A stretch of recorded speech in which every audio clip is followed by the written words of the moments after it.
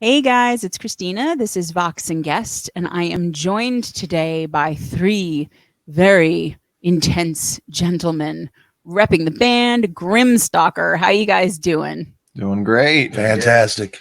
Look at this. They're so close they share a mic. That's it. They have to do everything together. So We all Hey, love we each other. even used the bathroom together. Aw, Yeah. you guys should totally do a reel about that. do a buddy No, system. please.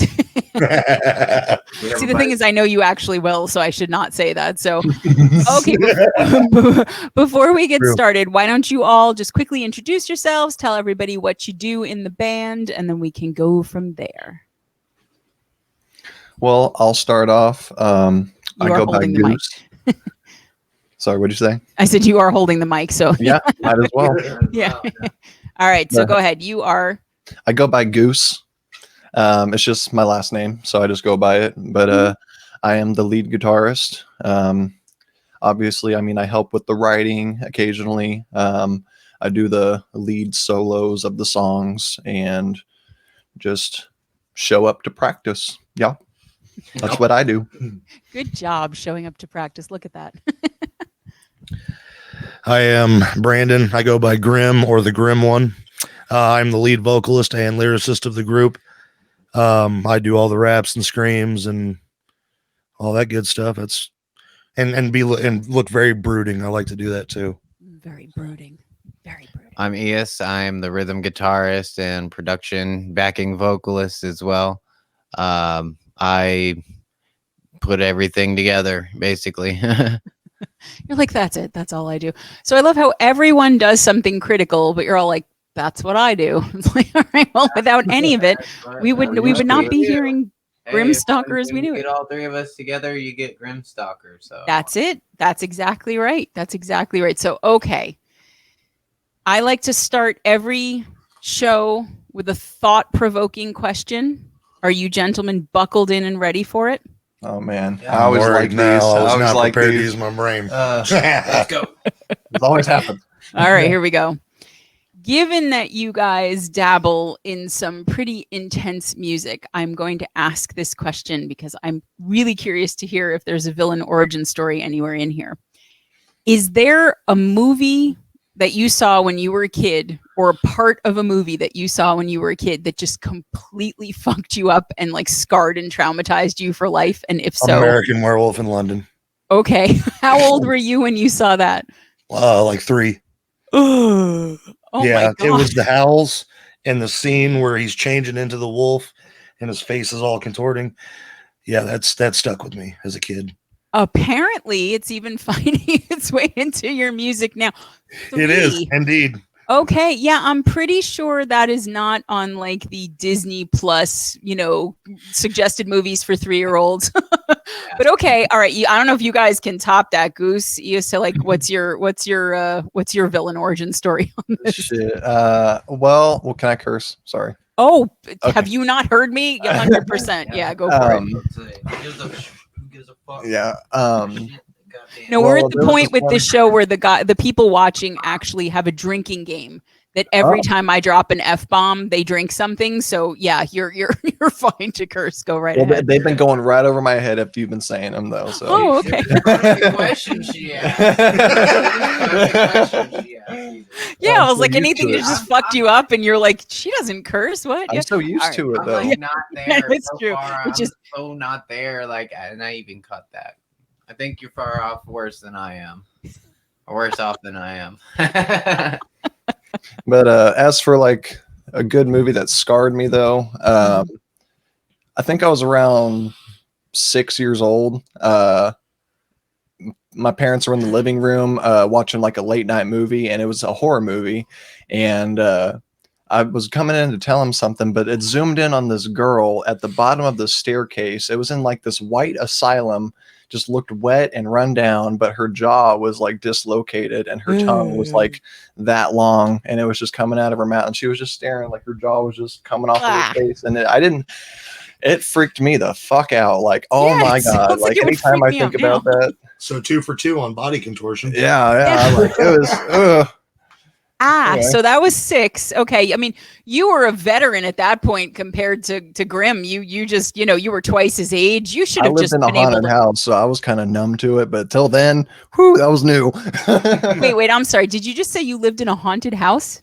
Oh, I guarantee I did. There was some crazy shit. Oh, that I'm not happened. questioning you. I just wanted to make sure I heard you correctly. All right, Yeah, I may yeah. need to The come ghost back and tunnel ask lot. you a little bit about that, but okay. Yeah, I All used right, to ghost hunt Ias. a lot, and I feel like I used to have spirits follow me. It's been dormant in the past few years, but I've had some wild experiences too. Okay, you guys are tapped into that whole side of things. Okay. I don't know if it's a good or a bad thing, but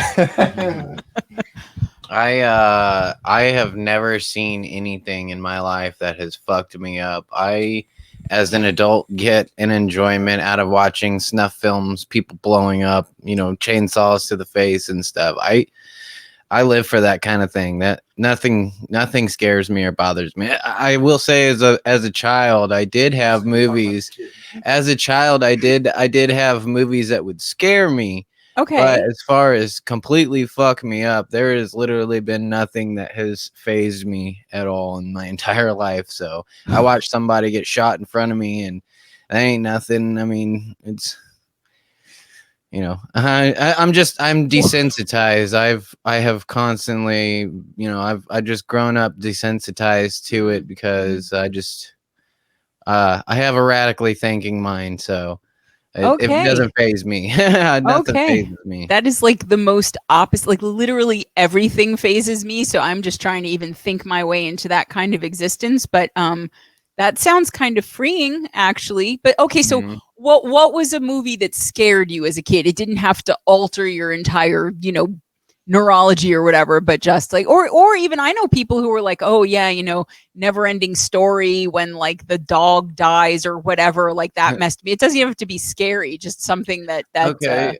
Well, okay, so I had a different kind of upbringing as a lot of other kids did my age. I mean, at the same time, a lot of kids had the same upbringing. I grew up on ADHD meds from the age of 6 on up to 18, so Mhm. I was constantly paranoid growing up. One movie that I absolutely loved, I did not have any fear of watching it. I was not scared of tornadoes either. Even had a couple of tornadoes in my childhood. I remember them. But Twister. I Oh yeah. would be up at night. It'd be bedtime, and I'd still be tweaking on my meds. And I'd look out the window and see a tree, and I'm like, "There's a tornado outside of my window!" and like so, I would freak out, and I remember one time there was I was so twacked that I thought I was seeing a bunch of like glow in the dark ants climbing all over my bed, and I freaked out about that. And I don't know where that thought had come from. It was possibly a movie of some sort or something, but I Okay. freaked out about that. Okay, so you're not 1,000% impervious, but you're No. pretty well set to kind of make your way evenly through life. That's what I'm getting. But Oh yeah, yeah. okay, just that don't that give them would the wrong bets. I Yeah, mean just don't give me the just wrong meds. yeah. Well, yeah, that's a whole other story getting that right. But okay, I'm glad I asked cuz now I have even more questions actually than I did before. But before we get to all of that, let's go back and tell me how you each got into music. How'd you guys hook up with each other and form GrimmstalkeR? What's your band musician story and band story? Awesome. All right. One of you guys go first. Just pass the mic. Essentially what got me into music was well, I'm not really sure. I've always had a love for it. There was a video or an old VHS tape floating around somewhere out there, maybe, that my grandpa had recorded when I was still in diapers. Okay. And I had a microphone in my hand and I was lip singing of Wolf and Man by Metallica. How And old do you think you were when that happened? I don't know, I was still in diapers, so maybe 2, 2, 3. Yeah. 3 Okay. maybe. Aw. And Aw. whenever the singing would stop, I'd turn the microphone around and start air guitaring it. And I love that so so much. I've always had You're a love for it. And GrimmstalkeR actually started because I was in between bands looking for a project to start or join. Mhm. And somebody had sent me to Ias and said he had some good tunes that he needed worked on. Mm-hmm. So I did some, looking into it, and I did some vocal work for him. I did three tracks, wrote and recorded 3 tracks for his solo stuff.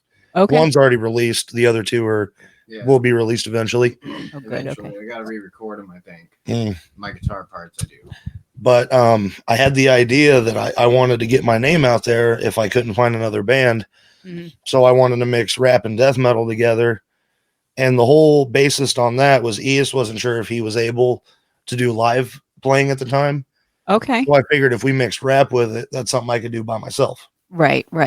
And Right. Or you could even have tracks if you guys went out together, and you could do that. And we play with backtracks for our instrumentals, and then I think you'd have to. Yeah, you'd have to. You definitely have to. But that's pretty much my story, and it's pretty boring on that aspect. But that's how I got into music, and how ultimately I was part of forming GrimmstalkeR.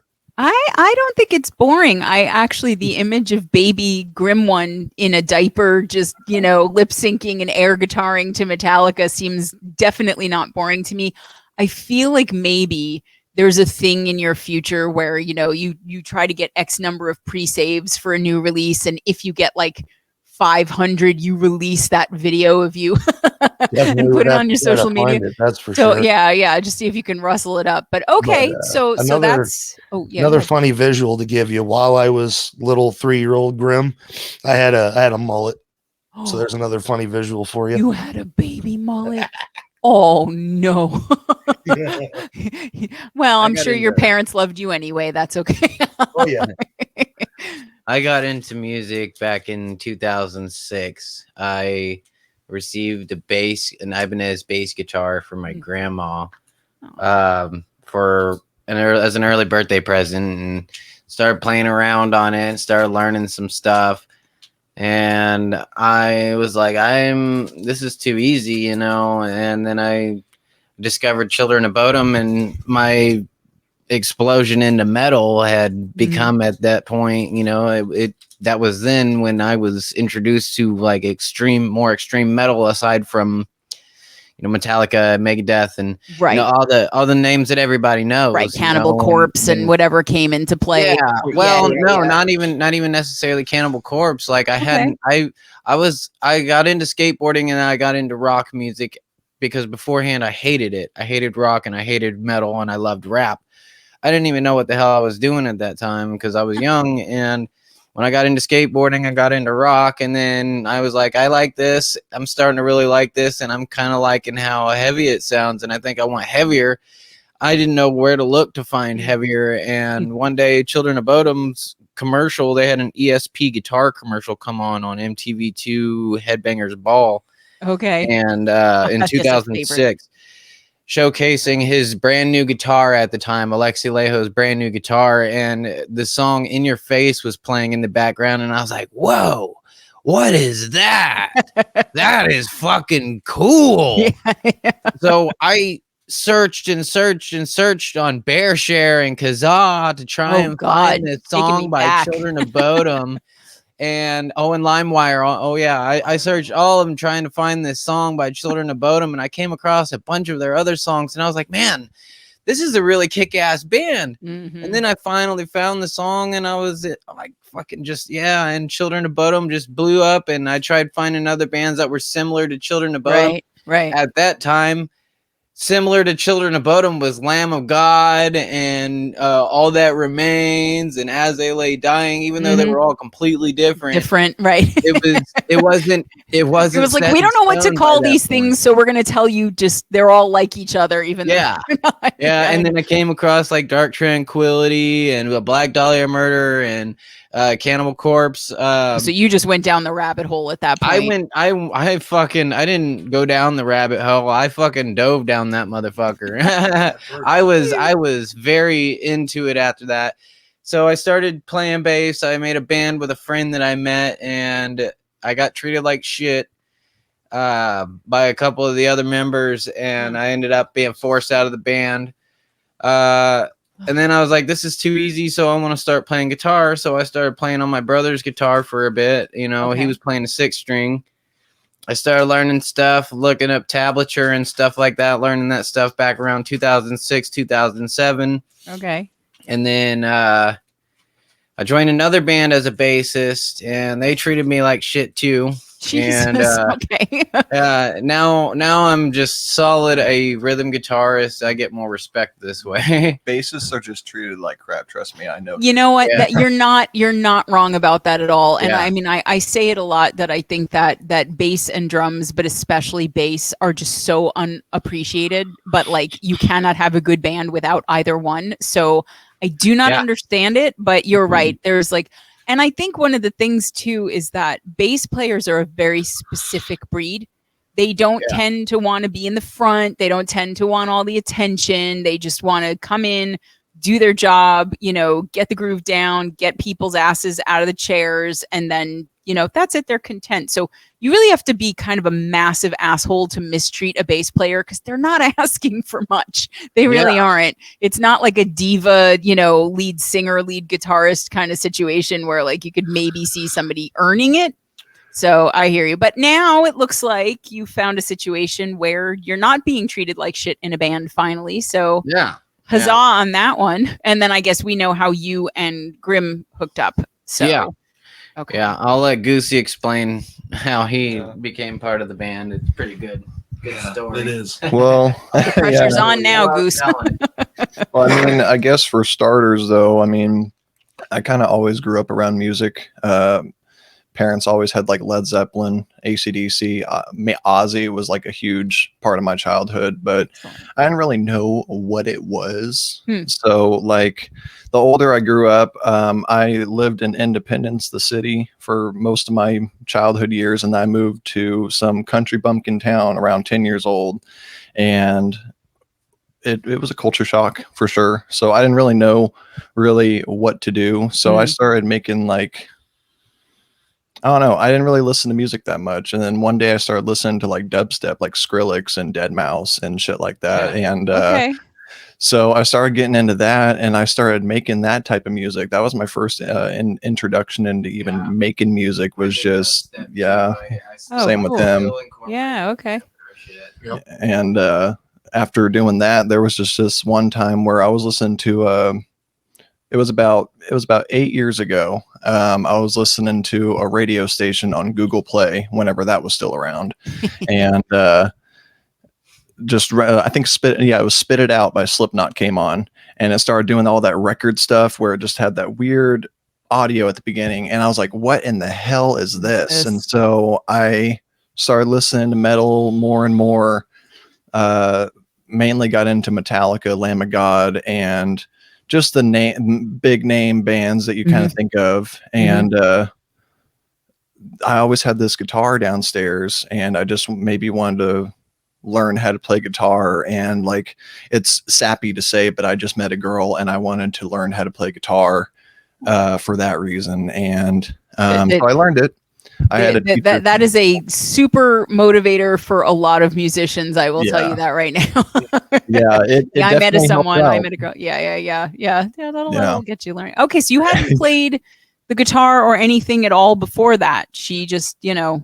Okay, wow. Okay. Yeah, I just there was an old guitar downstairs that was my great grandfather's, I think, from one of the old wars. There's actually like some tallies and shit on there.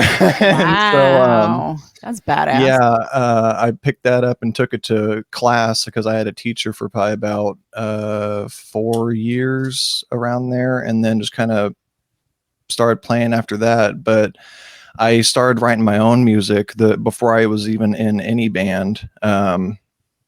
Recorded my own songs and shit like that, and started putting them out there, and started just posting videos of myself on Facebook. And I started playing in this other band called Born in Ruin, and I was actually the bass player, going back to being bass player. And so I was the bass player for them for probably about at least a year, maybe a year and a half. I didn't really get into bands that much prior. Like, they never really got anywhere. I was definitely in a couple other bands, but we never played shows or written any music or anything like that. But this is my first real band as of like maybe 2.5 years ago, maybe 3 years ago. Oh, okay. And so left that band. Well, no, I was playing in that band, sorry. And we were actually playing a show at a place in Belton. and they were at the show.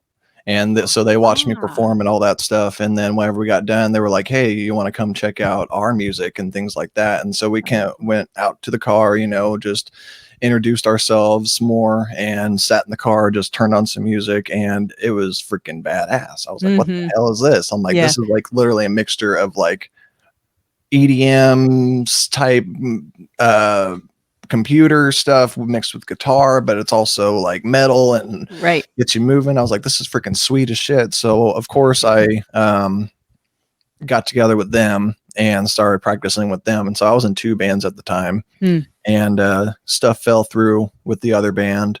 As it does, yeah.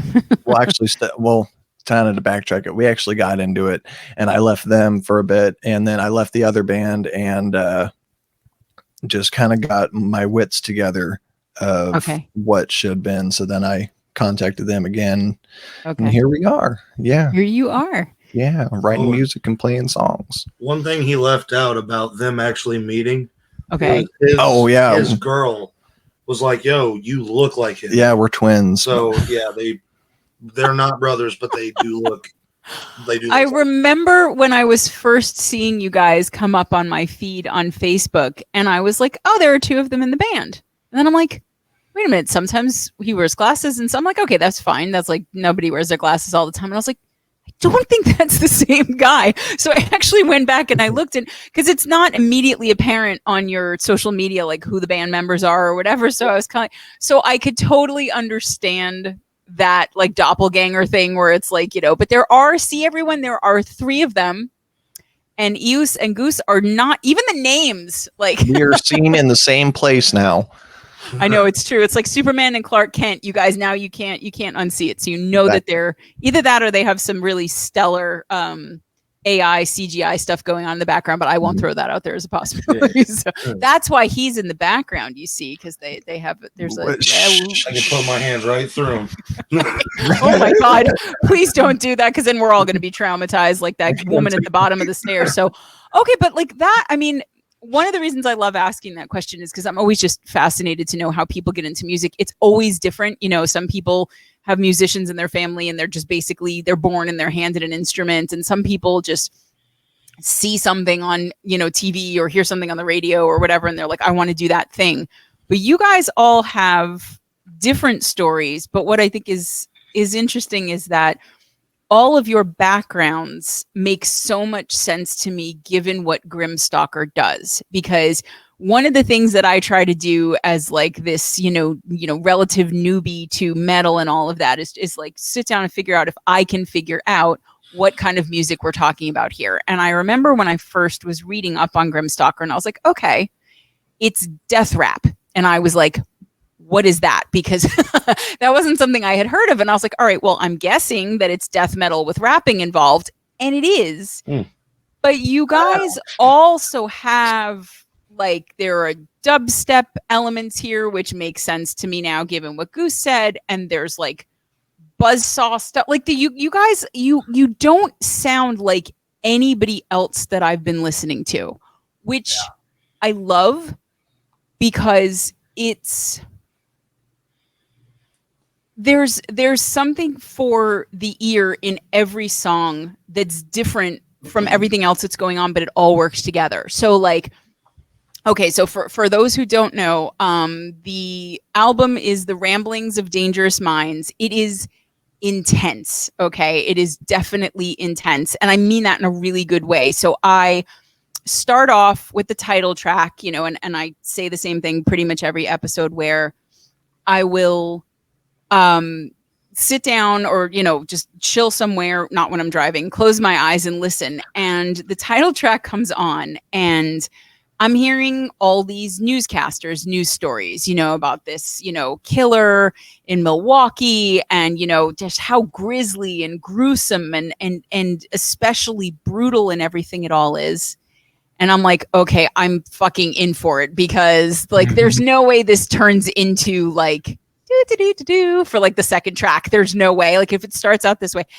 And then what happens is this very heavily affected voice comes in talking. And I have a hypothesis about this, and I'm going to get to that in a second. But And then I'm hearing like this synth that's reminding me for all the world of like Halloween, Michael Myers, like this very creepy, ominous kind of sound. And then everything is distorted, sorted and swirly and whatever. And I'm like, okay, this is just the first fucking song. And they haven't even really, really, really clearly gotten to the music yet. So I was already so curious about what I was in for. And then, I mean, I'm going to pause there for a second because it leads me to a series of many nesting questions, but I want to play so that when we're talking about it, people who don't happen to already know Grimstalker will have a sense of what it is that we're talking about, because I think we could sit here and describe it, and we will, but I don't think anything any of us say would be more compelling than just hearing it for yourselves. So we were going to play Lunam Lupinotuum. You guys are whipping out the Latin there, whatever. So my very rusty Latin tells me that means something like moon of the werewolf or the werewolf's moon, or am I close? Or It's yeah, pretty close. Okay. I couldn't use an exact translation because I don't know Latin, but I do want to learn it. Okay. So I cheated and I used Google Translate. Okay. Yeah. But- no, I mean that's yeah. Okay. Because all right. It is on my list of things to learn for the band, though. You know, 'cause just I do Latin. want to incorporate more Latin. Well, yeah, I mean, it definitely, I'm learning that the list of things that people who are into metal and make metal music of any type, like, is just as deliciously nerdy as a lot of the stuff that I like Lord of the Rings, Tolkien, like all Latin, all that stuff, you know, it's like, and I love that too, because it blows apart the misconception that metal artists are just, you know, stupid or aggressive or whatever. There's so much thought that goes into all of this. So Basically, I meatheads. do- Me like metal. Well, it depends on what genre, because Well, in yeah. the slam, it's Well, there are different, right? There are different, and I mean, I'm not saying right, like, yes, slam metal people are, you know, meatheads or whatever, but there are differences in the. All right, you can say it. I'm not gonna, but okay. So before we get to the many questions, let us play Lunam Lupinotuum. Do you guys want to say anything quickly about this track before we play it? You want to set it up in any way, or you want to let it speak for itself first, and then we talk about it later? What would you rather do? The only thing I could think to say was this was actually the first single that we ever released. And we released it on a super full moon. Aha. That part I did not know. Very cool. Okay. We released a few of our tracks on I'm pretty sure that Evil Rises was the next one, and we released that one on a super moon. It was also on a super moon, yes. Yeah. So you guys are not like on the Spotify release schedule. You're on the lunar release schedule. You just have to wait. Okay. Yeah. You know what? They probably pay about the same. So, all right, let us run for you guys Lunam Lupinotuum, and you can see exactly what I mean about holy shit, there's a lot going on. Here we go.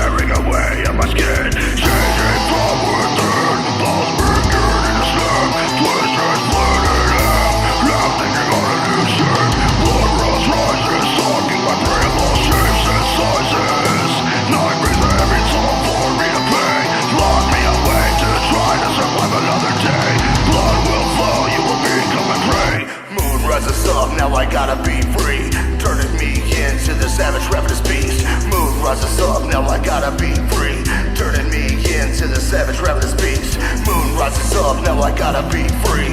Turning me into into the savage ravenous beast.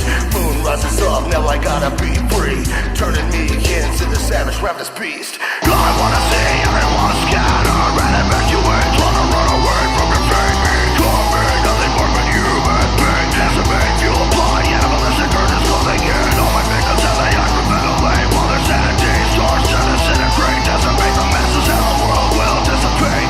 Spray my diseases to the weak, opening up a new floodgate. Moon rises up, now I gotta be free, turning me into the savage ravenous beast. Moon rises up, now I gotta be free, turning me into the savage ravenous beast.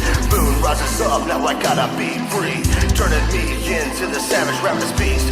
Moon rises up, now I gotta be free, turning me into the savage ravenous beast. Forever cursed to face its doom, night after night under the lunar spell. Chaos shall resume, walking to the darkness and will bloom, bound and howling at the moon.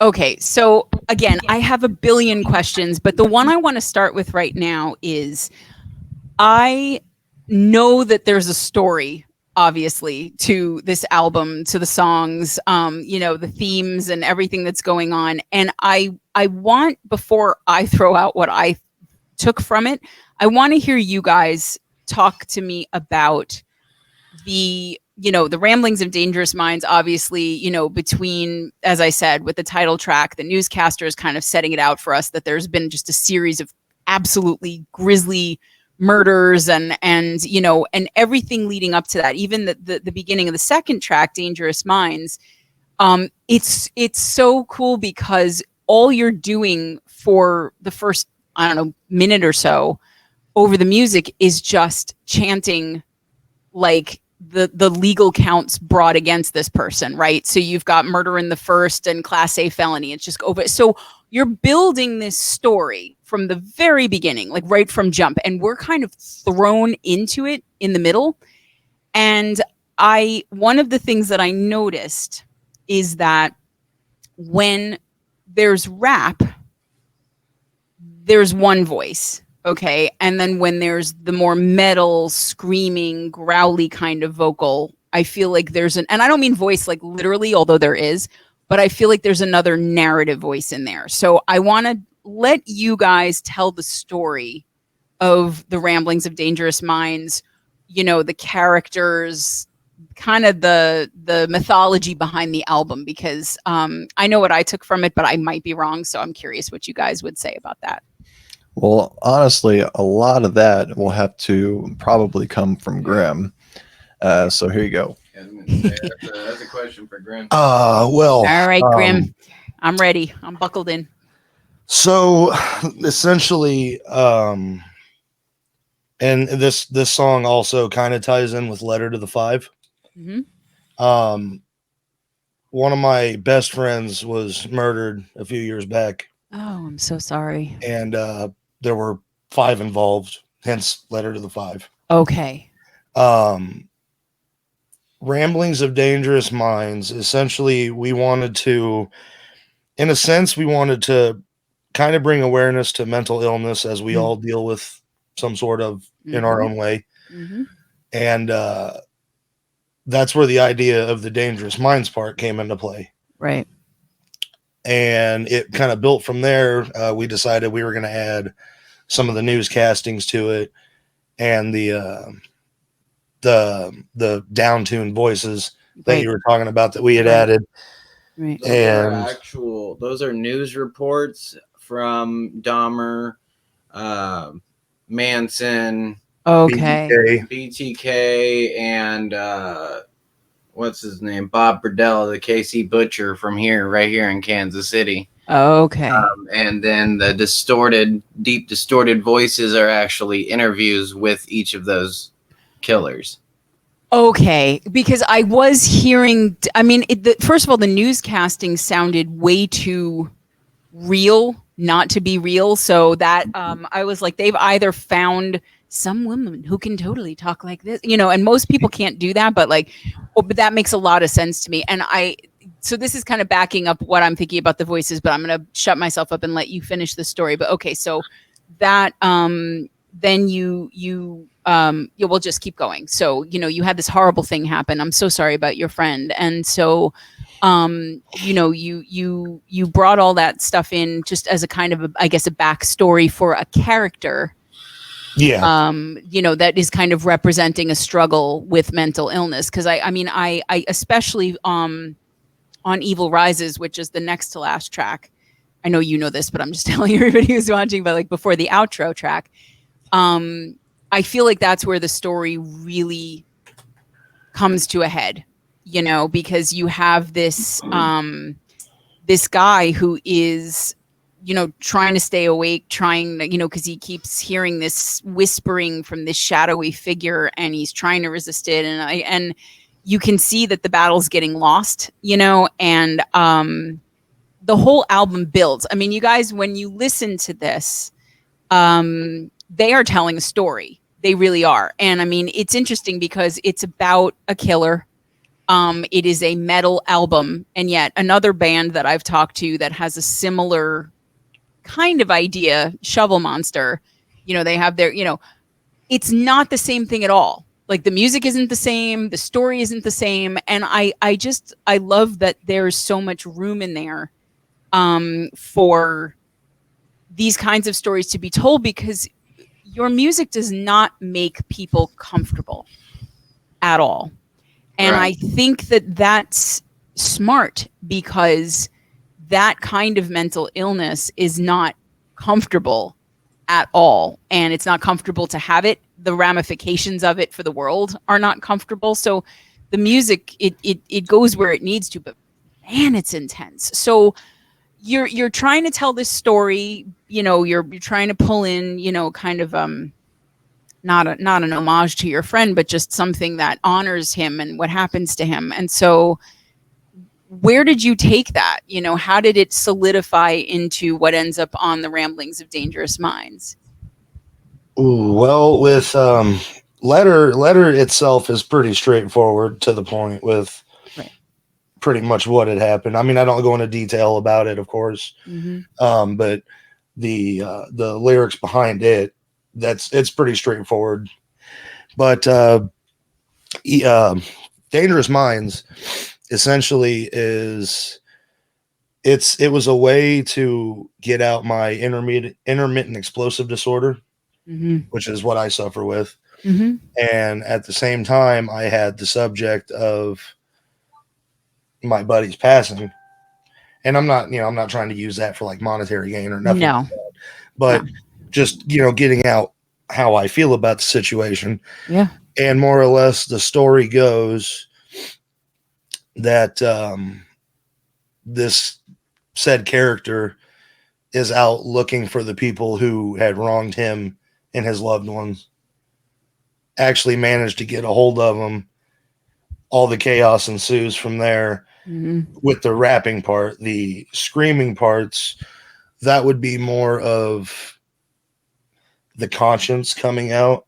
Okay. And kind of driving the motion, the actions in the motion. Okay. That was, I know I'm going to sound like I'm just saying it, but that was what I took from it, was that those two character voices in there are sort of the person who is still more conscious and in themselves, and then the voice that is telling them, you know, to do all of these things. And it works so well, especially just even the way that you, and I know that I mean, both of you, you know, Eos and Grimm, you do vocals, right? I mean, that's, or is it just you now, Brandon? Dangerous, I believe, was all me. All you, yeah. But I'm saying, like, the whole album, you mean? Yeah, or just Eos does some backing vocals on Letter. Right. Okay. But so I mean, I'm talking about the whole album. So yeah. So but, we both. But the main voices are you. Didn't you? No, that was with my song. Oh, okay. Yeah, that was Scratch that. Okay, so the rapping and the growling, screaming that we're hearing, that's all you, Grimm. Yeah. Yeah, So that's I all mean, it's such an interesting way to convey those two voices in the story, in the narrative, because you could have done it, with growling versus screaming. You could have done it with talking versus singing, but you're rapping and you're screaming and growling. And it just, there's something about that combination with this particular story that I felt like works so well, because I find rap personally kind of soothing, oddly. Like whether it's, I mean, obviously if it's like a Fushnikins or something, he's just, that's not particularly soothing, but like, for the most part, like the rhythms of it, the assonance, like all of the the sounds and everything, I find it's, or at least maybe not calming, but kind of hypnotic and trance-like, right? And Okay. you feed into that, especially, like I said, at the beginning of Dangerous Minds, when you're just reciting, murder in the first and class A felony over and over and over again. It's kind of lulling us into this rhythm. And then all of a sudden, you're growling, you're screaming, and it's like, wake the fuck up. And it does that, and where was the choice? I mean, first of all, just to back up even a little bit from that, obviously you guys all have these musical elements in your histories separately. But how did you come to the sound of Grimstalker? Like, okay, we are going to have, death metal. We are going to have rap. We are going to have some dubstep. We are going to have all these different elements. Like, was that a conversation? Was that something that just evolved out of what you guys were writing, how you were in the studio together? Like, how did you come up with that sound? Because I'm not real familiar with metal in general, so maybe this is something a lot of people are doing, but I haven't heard it yet. So to me, this is kind of something that you're inventing, but maybe I'm wrong about that. So how did that happen? Oh, you're welcome. You're welcome. Well, basically, like I had said earlier, I had the idea for just doing, rap and death metal. Right. ES was the one that brought in the idea for the dubstep. And as far as our sound, ES is also a huge Swedish metal fan. I'm And- Swedish, so And he is that's also why. Swedish. Okay. So they use a lot of that buzzsaw. That Okay. pretty buzzsaw tone. And we Okay. wanted to try to get our own like gritty buzzsaw sound out of it. Yeah. feel No, like you did it. I feel like it sounds very aggressive. I love the tone because it sounds very aggressive, but at the same time it sounds very dead.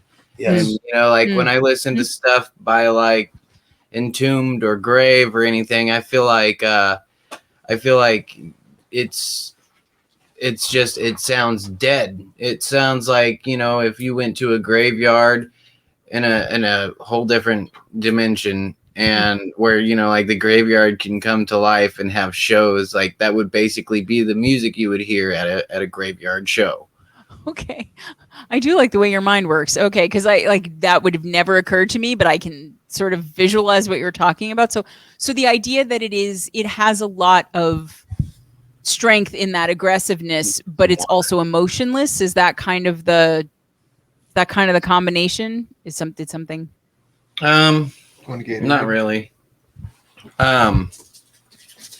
It's not really emotionless because so it's not emotionless. So when you mean it sounds dead, talk to me about what that means then. Is it ghoulish? Is it haunting? Is it what does that mean to you?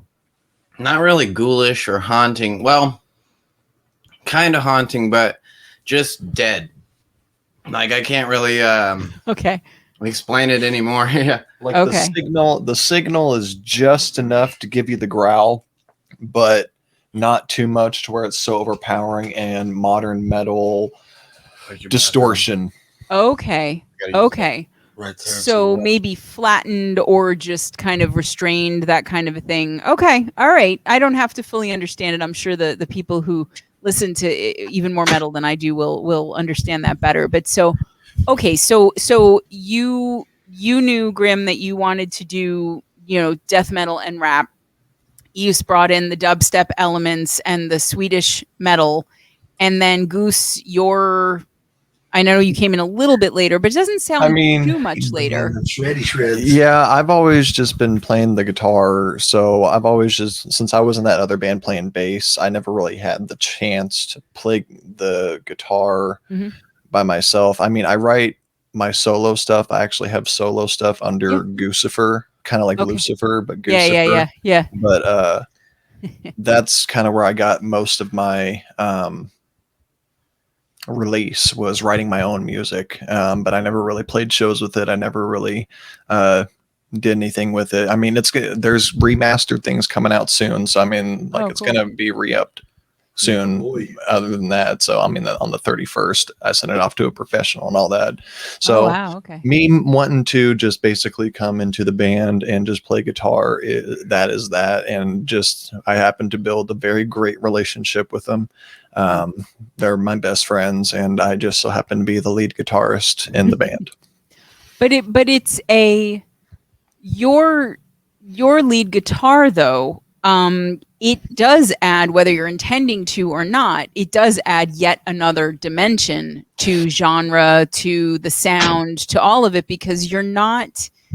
Some of it is very, what I now think of as metal riffs and metal sounds, but not all of it. You've got some songs that have more of like a rock vibe. You have songs where it's almost not gentler, but it's meant, I think, to be creepier.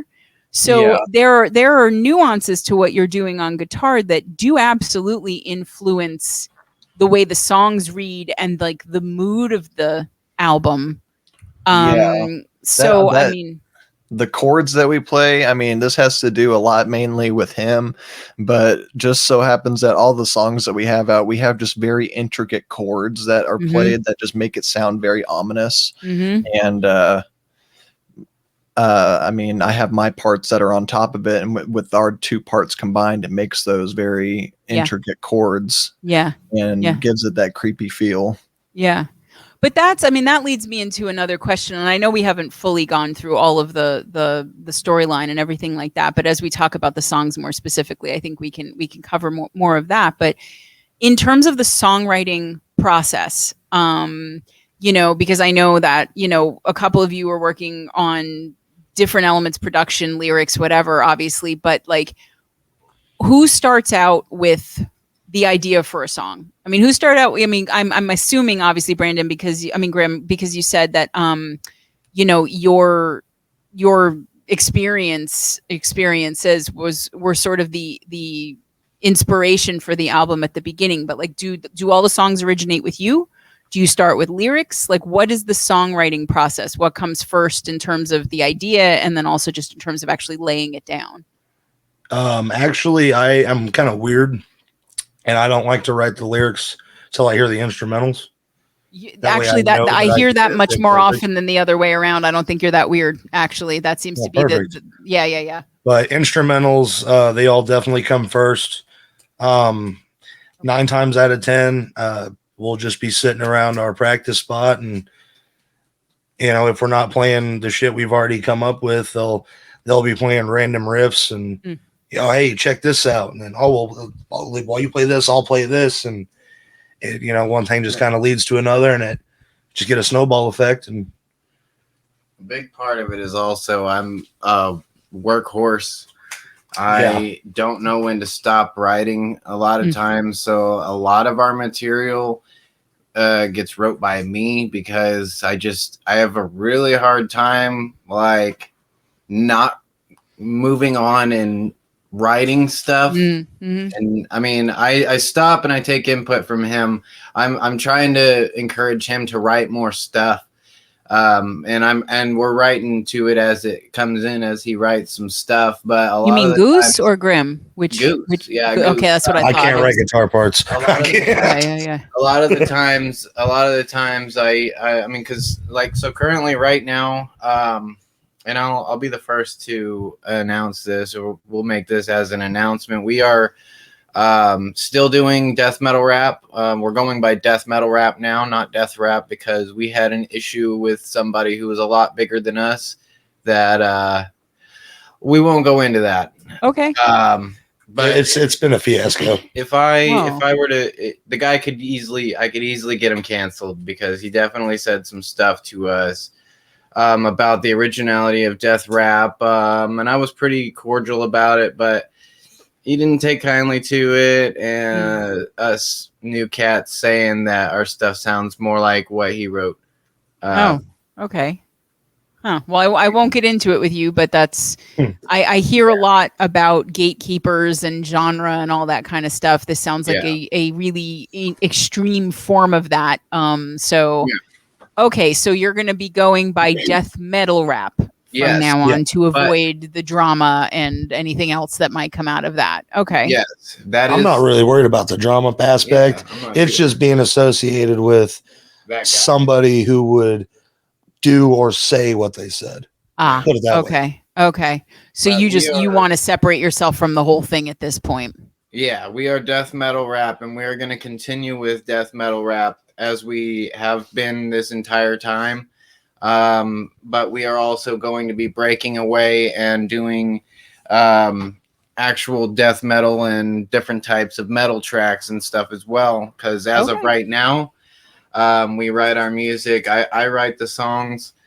I write guitar riffs, and then I put it to a rap beat basically, and then I throw some death metal drums in there. Our drummer is a program and our bassist is a program, but our bassist is not a bass guitar. It is an 808 drum like you would hear in a rap beat.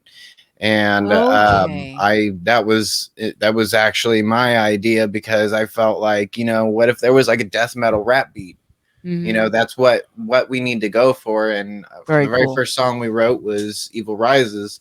Okay. Well, first song that I wrote for him because it was the idea that he had given me. And I was like, okay, I'll write something. So I wrote it and threw it to him. And he's like, all right, so we can do something with this. And we just went on from there, basically. Okay. But we are sticking with death metal rap. We are known as that now. And like I said, we are planning on branching out and making more than just death metal rap. We will be incorporating a bass guitar in there and making just full on metal songs. And we will also write dubstep as well. Obviously not a complete dubstep track, but like our outro is, but like a with some guitars thrown in there and stuff like that. I actually started writing something like that today, as cool. a matter of fact. So we have. Okay. So you're. It's not even so much that you're going to be changing things; it's that you're going to be expanding, focusing more on the different things that you do in a more expansive way from song to song. So, but that'll all occur on the same album. It's a good possibility. Cool. We have a few situations at hand as of right now. We are trying to put out our own album. We also have another album that is going to be a 3-track EP mixed by David Dominguez. It was something we won in a competition, and cool. So that's going to be cool. We just got to pick the 3 tracks, record them, and send them to him, and then wait. Basically, so if we can hurry up and get 3 tracks done and recorded, guys, then we can. I felt like that was a little from you. We can get that done, and but at the same time, so our current plan is to put out a shit ton of stuff, write a shit ton of stuff, get it all recorded, and then we'll send 3 of those tracks to him. And then the rest I'm going to mix while he's doing his thing. Okay. We'll put out his album first, and then we'll put out the one that I mix. Okay.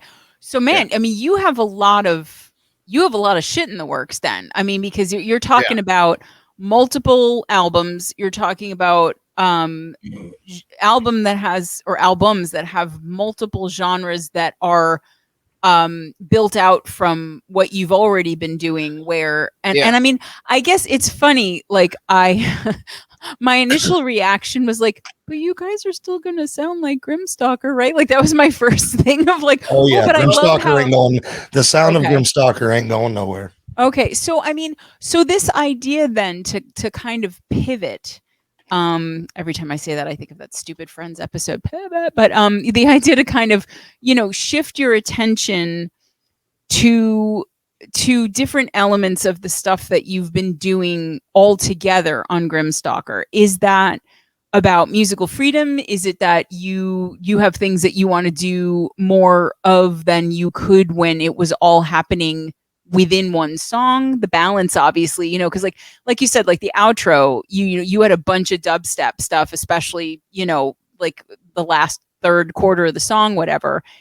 If you did too much of that on any of the other tracks, it would not have worked. It would have taken you out of the mood. It would have taken you out of the story. So, I mean, I could understand that bit of it, but like is it like, okay, today we want to work on a mostly dubstep song, or is there going to be another story to the album? Is it going to be mostly a collection of things? Like now I have all these questions because what you guys are planning sounds really interesting, and it sounds like it's going to sort of explode open your sound and what you do.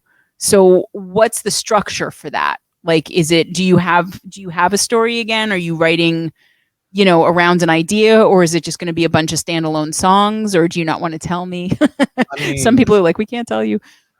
From a personal standpoint, like speaking for myself, I think it's more just like a musical freedom, just to kind of get whatever we can out there. And honestly, like me and him, like none of the stuff that's been released has been anything I've written. But I've been writing some drums. I've been writing some guitar parts. But me and him write a little differently when it comes to writing drums and writing guitar parts. And I try to put more elements of what we're trying to do into the songs, and he tries to put more elements, step out outside each other's boxes to make Grimstalker, basically. And so of course, since we're doing stepping outside the box and just making a whole bunch of different genres, that's given me a lot more ideas and freedom, because I already had a bunch of ideas built up, but they were metal songs. They weren't necessarily death metal rap songs.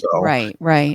That's just my personal standpoint of seeing of like the musical freedom and stuff like that. It definitely helps me out on the writing process. But going forward from that, you guys have anything to say about that? Yeah, I would say, so for me, it's not, part of it is musical freedom, but it's also a chance for me to showcase my knowledge and expertise. And that's one thing that I really thrive on. That, and as far as the first album goes, I was like, okay, we're going to make all these. And then I was like, let's do an intro track. Okay. And let's do an outro track, and let's just make it all dubstep. We're just going to do dubstep today. Okay. All right.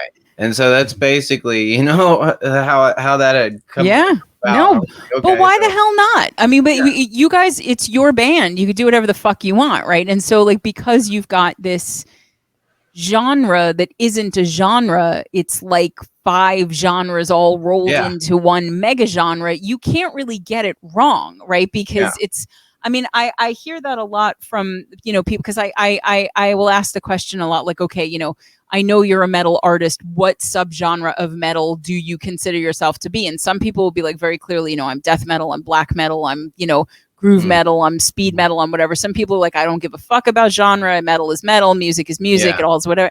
And then I hear, as I said, a lot about this concept of gatekeepers, especially in metal. And so when I ask about that, and then just talk to friends about it now, not on the show, I hear a lot of, well, you can't do that in your music because it's not black metal, or you can't do that in this because then it's not death metal. And the people who are anti-subgenre or labels have made it make a lot of sense to me that it's not just semantics. It's people who are going to show up and bitch about what you're doing because you're calling it one thing, and then that thing that you did doesn't fucking happen in that whatever. And it's like, it just sounds so stupid to me, because it's, who gives a fuck? Like, you're making your music, and if you guys were worried about that, you wouldn't sound like Grimstalker, because Grimstalker doesn't sound like a thing. It's all this different shit. And I just thought, you know, I have never heard metal and dubstep together ever. Maybe that's a thing that I just don't know about, but it was completely new to me. So when I heard Corn and those, Skrillex. There's definitely okay, there's so fine. So definitely see, I like, but like So there's some, yeah, just not big. wide Okay, but variety. again, like I'm not going to know that. I'm sure people out there are screaming at the screen, Skrillex or whatever. Like, but I mean, I just think that all of the different things that you guys are putting in are disparate enough that it makes you, if not completely unique, it makes you stand out still, because I don't think there are a lot of bands that are doing that exact combination. But it also means that if tomorrow you wanted to come in with like some ultra heavy hard rock riff and layer it over something, you could do that and people wouldn't go, well, that's not Grimstalker. Yeah, it is now. Now it's Grimstalker. Like now we do that too, you know? And so like I'm hoping that what you guys are moving towards, and I'm assuming because you clearly all have a vision for the band and it's not limited in any way, which I think is very cool and very metal actually. That we're gonna see even more of what you can all do, because you're gonna put in all of these other things that maybe we haven't already seen you do. So, I mean, I was sort of struck, East, that like when you were talking about getting into skateboarding and you connected with rock, and usually when I talk to people who get into skateboarding, they get into like punk or pop punk, you know, and like that's the genre. Yeah, no, I did. I mean, yeah, don't let me get you wrong. I definitely got into the bands like the Violent Femmes and Ramones and the Sex Pistols. I got into a lot of punk rock back then. Yeah, because I was a skater. I was into, but all the friends that I hung out with, you know, that was when I first got into skateboarding. I only listened to rap.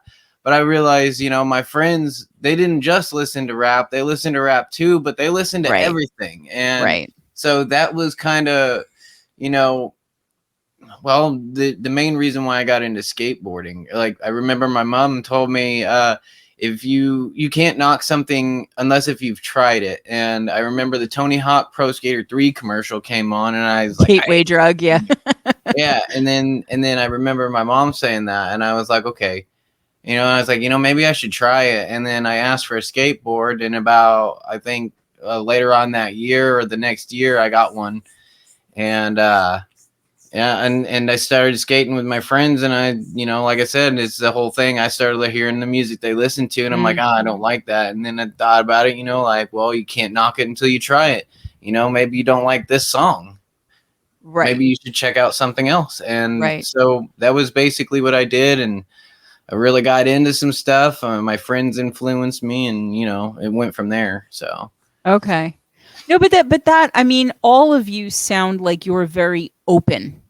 Oh yeah, to your sound being whatever you want it to be. I mean, I'm not seeing any of the three of you going, well, no, we're not gonna do that. You know, like Grimstalker doesn't do that. And I think that's really badass, because you aren't pigeonholing yourselves. So you do have all that freedom where you can bring in different genres. You can turn it on its head. You could put things together that wouldn't necessarily be put together. But I mean, I'm curious, because you technically have two bass players in the band. When you do have like actual bass guitar being played by a human, you know, rather than the 808 on the next songs, who's going to do that? Are you guys going to share duties? Are you going to?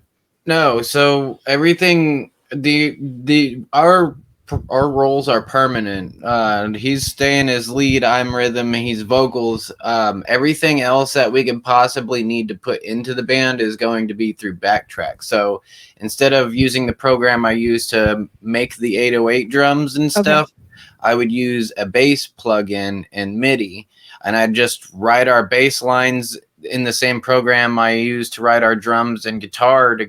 I write all of our stuff in a program called Guitar Pro, which is and I still use Guitar Pro 5, because after 5 it changed up, and I don't know how to use it, so I stopped, and I continued using 5, and I've been using it since 2006 to write all of our MIDI and stuff. Just a disclaimer, though, all of our tracks are live guitars. We don't use MIDI guitar. We Oh don't- yeah, no, yeah. But okay, but so I'm curious because since two of you do play bass, is it that you would not be able to get the specific bass tone, sound, quality, effect No. that you want if you Well, played? we don't play bass. We play regular 6-string guitars. Oh, okay. Because I thought, well, no, I know you don't They do play now, bass, but not but for right, you guys have played bass, but like, and I know you Yeah. don't do it in the band. Okay, so you still, even though you could sit down and actually record on a physical bass guitar, you want to do it through the programming because that's more the sound that you're going for. It's more convenient, honestly. It's more Okay. convenient. Hey, that's and- fair. You're doing enough well, other and stuff. not So. only that, it's just it would be we could play it honestly as guitarists. We could record it on a real bass. Yeah. It's just he has the bass guitar. I don't have any, and I do all of the recording at my house. And I got you. basically, my house is where everything gets put together. That's where all of the work goes in, basically. Okay. He just does his stuff on his time, and he brings it to me. Okay. And then we put it together whenever he comes over to my place. Is his bass like glued to the floor of his house or something? No, he can't bring it over to you. I mean, look, No, I'm not. he I just have has no. I am fine with however you guys want to do the bass. I was just curious if since you were going to be doing that, that was something that you guys wanted to revisit. But yeah, I mean, it's you know what sound you're going for, and if it is that much easier, and especially like you can't when you play out live. You can't do it anyway, so right, because you're busy on guitars, so that makes a lot of sense to me. I was just one curious. thing is here in these next couple of albums, I think it would be cool if he recorded, since he's our lead guitarist, if he could shred a solo on the bass guitar. Oh yeah. And I don't know how he would do that live. Right. I can make it work where you would do the solo and then we just do the chord out. Just and put you the can guitars change on the top guitar. and I'll bring a bass, man. Yeah. I was gonna say, just I got my fucking, hey, equipment right there. That's my bass. they got mic stands for acoustics. They ain't I got was them for going to say, have electrics. you seen those You know what I'm things saying? where there are the guitar stands where you can basically, yeah. So that's it. We gotta all, donate money to Grimstalker so they could buy one of those fancy ass We guitar always bass need stands. more gear. We just got a new pedal in today that is going to help out. I finally got myself a noise gate pedal, not a noise suppressor. So now I actually get silence instead of it just killing my tone a little bit, and I still get shit, Is this one coffin shaped as well, or no? No, it's box shaped, but it is black and it is very fancy. It's a cheap coffin, then, Yeah. Some coffins are boxed. Yeah, that's what I was gonna say. It's just a cheap coffin. Yeah, why not? Okay, so and oh, there he is. Look at That's this. a bad boy. Look at this. Oh, it's so pretty. It's so Nice pretty. Rev G8 $200 pedal. It was it was pretty painful to the budget, that's for sure. Yeah, gear is definitely if you want to blow through a lot of money quickly, have kids or buy gear. Yeah. It's Those worth are it, the two though. Like fastest ways. when you buy equipment, you can't cheap out. Honestly, that's what I've learned. No, it's what like we've anything learned. else because then you just spend more money replacing it over time. You might as well get the right thing at the Exactly beginning. what we just did with this. Actually, as a matter of fact, that's what we've done with this. What is it? Twice now? Twice, yeah. We've done that twice now. I just got another noise suppressor pedal or noise gate. It's supposed to be a noise gate. Just 2 weeks ago, and it didn't end up doing what I needed it to. Oh, so okay. We got this and just got it in today and rigged it all up, tested it all out, got it all set up, and it fucking works. Yeah, well, we actually get to test it out Wednesday because we got a show coming up. Yeah. Well, so then that was gotta lead me to another question that I had. So you guys, the Ramblings of Dangerous Minds came out in March. Yeah. 23rd, something like that, right? And then you guys did a couple weeks before the release, you did your first live show, right?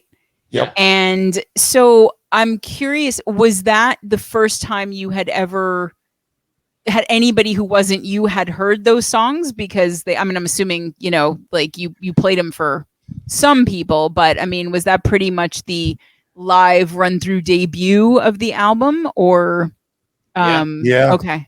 So how is that playing out live together? Because I mean, there's a lot you know, you guys can't just go in and show up and plug in and play. You have a lot of tech that you need to set up, that you've got your tracks going, you've got everything working together. And I mean, like me with my shitty pedal trying to learn to loop like one vocal thing, you know, and just being like, damn it, I can't even imagine getting everything that you have synced up, because, you know, again, unless you had, you know, 15 people in the band, you could not replicate everything live, right? So Right. how did you, I mean, I know you guys practiced the shit out of everything, but like in terms of the tech and everything, was that like a Hail Mary? You just sort of put it in and hoped it would work? Had you been able to test run that? Like what was the first live show like? So the first live show, I grew up with computers, doing a lot of stuff with computers. I'm very capable with all kinds of tech. Like I can do graphic art, I can do music, I can do some stuff on the internet, I can get stuff on the internet, I can, you know, I can do all kinds of stuff with a computer. So I've already had an understanding of how we would go about it, because I've messed around with routing and cords and cables and audio stuff before. I've done it with my amp a whole bunch of times, you know. So basically we just load up all of the songs on a phone, and we take the guitars out except for the parts where he's playing a solo.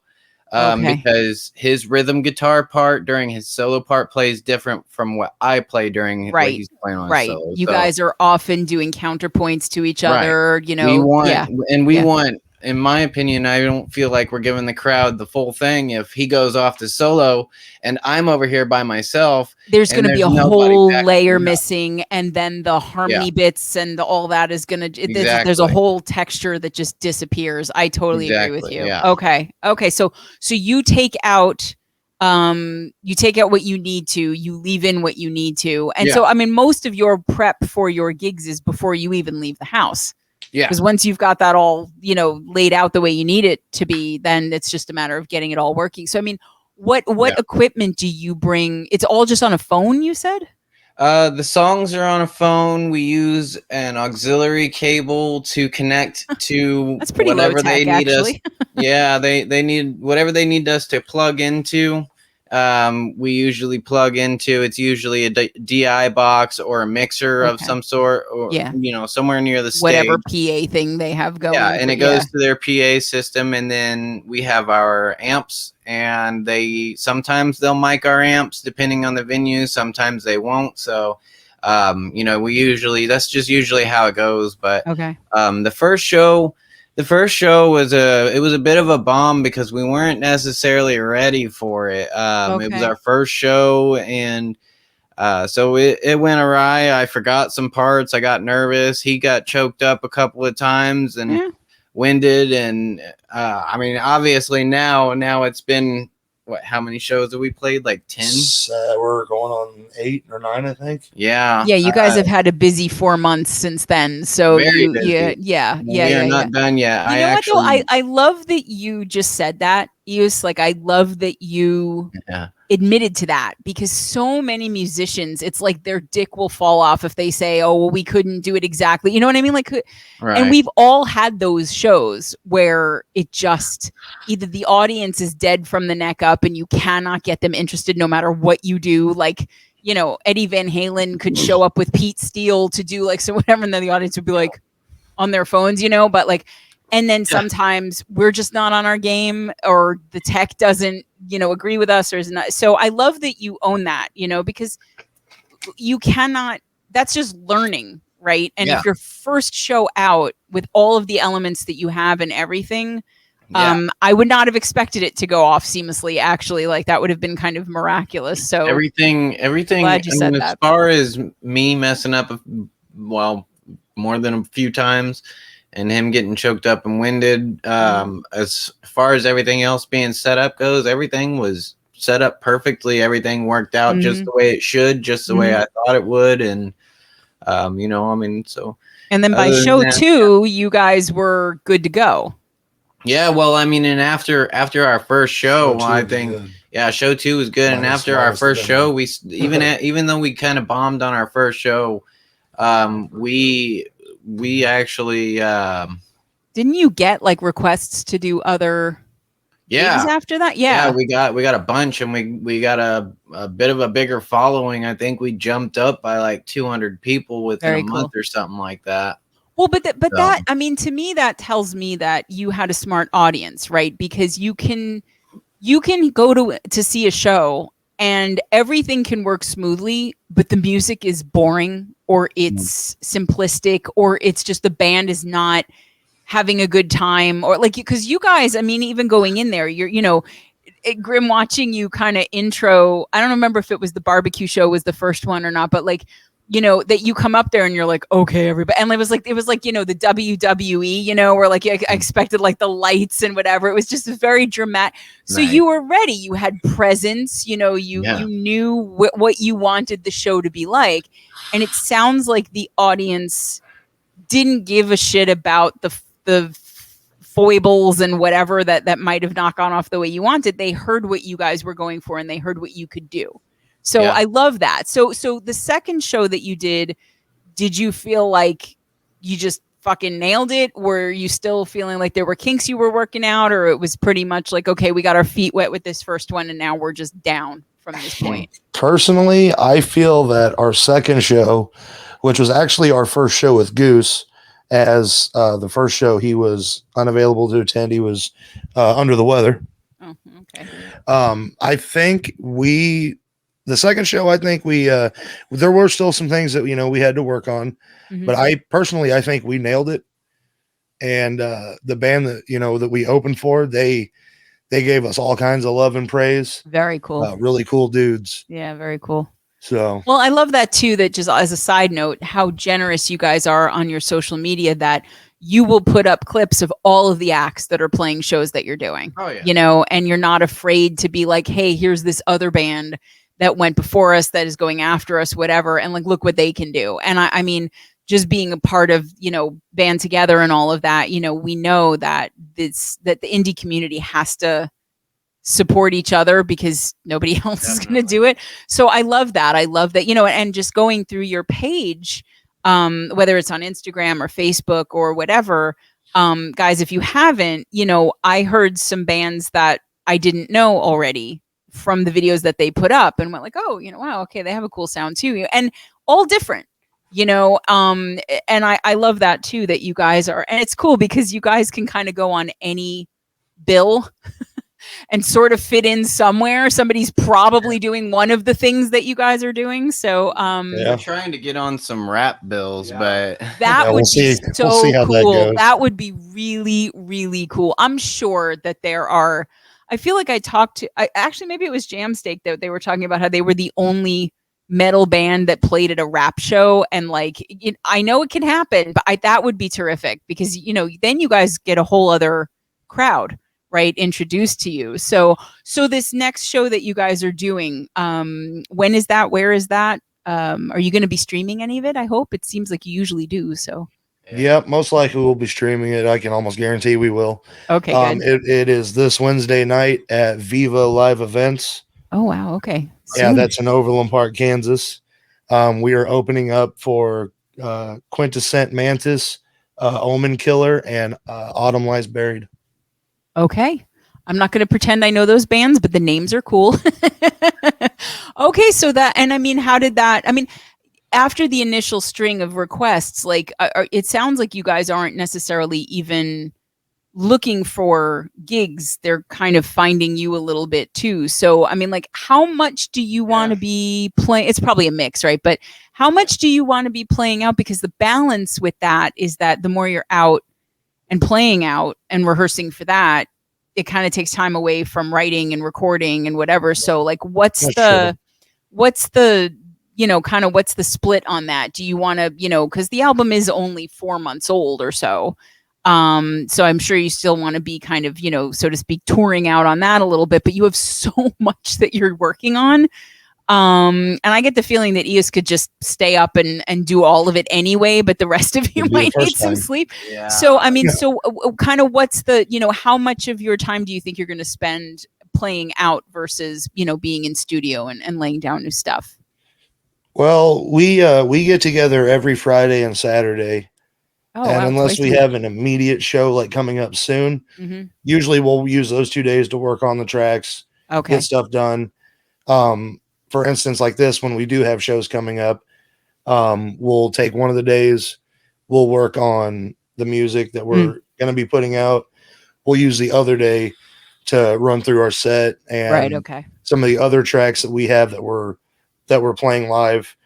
Because we added 2 songs to our set, but we have to take 2 of them out lengthwise. One of them is a special little track that we're teasing that we're releasing on August 23rd. Oh, I think, did you put something up on Facebook about that? Yeah. Okay. Yeah. And I'm trying to think, this will probably air on the 14th of August, I think. So that might be the day that it is when people are watching this. So, okay. So it will be not too long in any case. Once this interview comes out for people to hear it. So, okay. So Yeah, I if you want to talk about it a little bit, you can, but I kind of want people to go to your social media and have to listen to the teaser because I was gonna say that's how I- we'll give you one hint. It is by far it is a remix / cover of a song that comes from the greatest game of all time. At least that's my opinion. I would say it's up there for sure. And it is a special Nintendo 64 game that a lot of people have played. It's if you play Call of Duty now, it's likely that you started on this game. Okay. He's given a lot of hints, guys. He's given a lot of hints. Does anyone okay, Goose has something to add. This is probably not a good hint, but I'm the youngest of the band, and I'm 23, and I never really played it too much. If that tells you like an era, maybe. He's giving it over to the older people who are watching to be like, okay. Not like that. But, If you're a millennial, if you are a millennial and you're not to be on the gender thing, but if you're a guy, more than like, because it was a game directed more towards guys, Right, marketing, right. And it involved a character that was for guys, and the movies have been made for. Are you giving too much away? Is he giving too much away? Maybe. Okay. Maybe, but- This is like, I don't care. But hey, We're but if you can figure it out, whatever you want, man. if you can figure it out from those clues, then hey, more power to you. Okay. All right. But August 23rd. Yeah, August Okay. 23rd. Okay. All right. that'll be the 1, 2, 3. What's that? The 30. 97. 26th. What So is it'd be this? the Lotto 26th. bingo? What are we doing here? No, it's the 26th. It's the 26th anniversary of this video game that we are releasing this song God. on. So, Oh, okay. So this is a very thoughtfully chosen date here. This is not a okay. All right. as everything we do is. Yeah, we do everything. We try to do everything very precise. I got that. I did because from the fact that you clearly had a storyline and I did not realize what it was. And that actually now the next time I go back and listen to the album, I will listen with what you said, Grimm, in mind. But that right there, I mean, like I talked to JD from Death Pigeon, his volume 2, The Rewiring of Humanity, is based on a story that he wrote. Shovel Monster has their narrative that they have for Shane, the Shovel Monster, and whatever. And so I'm immediately interested when a band has a narrative like that, like I've said. So that was thoughtful. And then what you guys do, the rap and the death metal and the buzzsaw and the dubstep and even the little rock elements and things like that are in there, it could be such a fucking mess. It really could. It could just be dissonant and muddy and confusing and like what is going on. And I know some of the fact that it is not at all that way is absolutely down to production, because if you know what you're doing when you're mixing and mastering, you can create those spaces for all of those things so that they pop and they balance and they blend, but they're not, you're not all at the low end, you're not all at the high end. There's dynamic and there's range and all of that. Yeah. But I definitely can see where, and that's why I loved when you guys were talking about how you will sit down and figure out your guitar parts, because they could stand alone, but when you put them together, it changes the whole sound of everything. And Creates a whole so different chord, much of yeah. right, exactly. And so much of the mood and the feeling of the album, I think, comes down to that, because you do have this very specific, and it's cool what you're doing with the bass. That makes a lot of sense to me now, with the drum, and that there's that layer of it that's more clean and precise and kind of static in its way, not just that it's the same as it goes for the most part. And then, with the vocals, those kind of have their own place, right? But the guitars really fill in all of that color, and the way that you're playing against and with each other, if that makes sense to say, it gives all of that to the music. And so I completely understand why you're saying, like, we can't go and play live and not have all of that, because it wouldn't work. It wouldn't sound the same. It wouldn't feel the same. It wouldn't serve the song the same way. So I'm interested to see all of the elements that you're talking about expanding and adding, that when you do start doing those out live, how that's going to play, because you guys make a lot of work for yourselves all through this process, right? Like when you're writing it, there's a lot of work because you're figuring out all the parts and how to put them together. And then when you're recording, there's a lot of work because there's just a lot to get down. And then when you have to play out, you have to do the work to get the tracks ready beforehand. And then you got to do the fucking show. So like, it is a very, to wrap up my squirrel brain point, very thoughtful process, all of it, and and even lyrically, the portent that's in there and all of the emotion that's in there, and whether it's rage or fear or just, catharsis or whatever it is, that has to happen at the right place in the songs. Right. Yeah. So, it just, again, it goes to show you guys, which I know the people watching this right now already know it, but, a lot of people don't, that I get so pissed now when people throw shade on, metal artists or whatever, because it's anything that has orchestration already, that it was not haphazard, and then just the way that you guys put it all together. I could see all of that.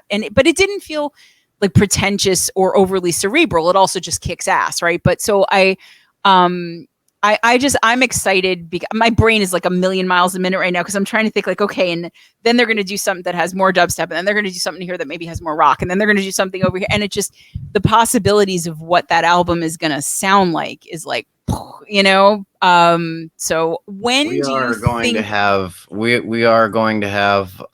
one of these next songs is going to be probably one of the heaviest we will write, and I'm going to feature this genre called death step, which is like dubstep. Oh, cool. But it's heavier than Skrillex. It sounds I don't know, it's really hard to explain. Robotic and just metallic and heavy and distorted. And so that's going to be listening for that in one of our next couple of tracks. Okay.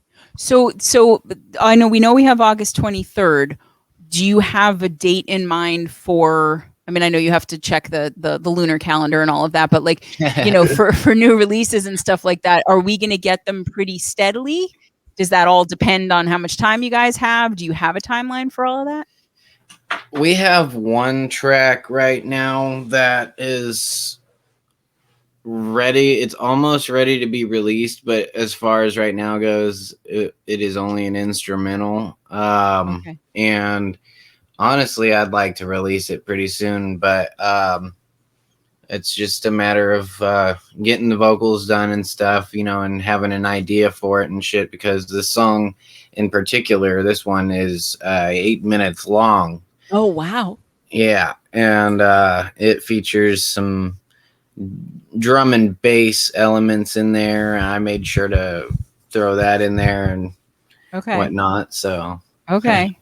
but Wow. yeah, 8 minutes. Okay. So you don't have any lyrics or any vocals or anything for it done yet. There are some lyrics for it done.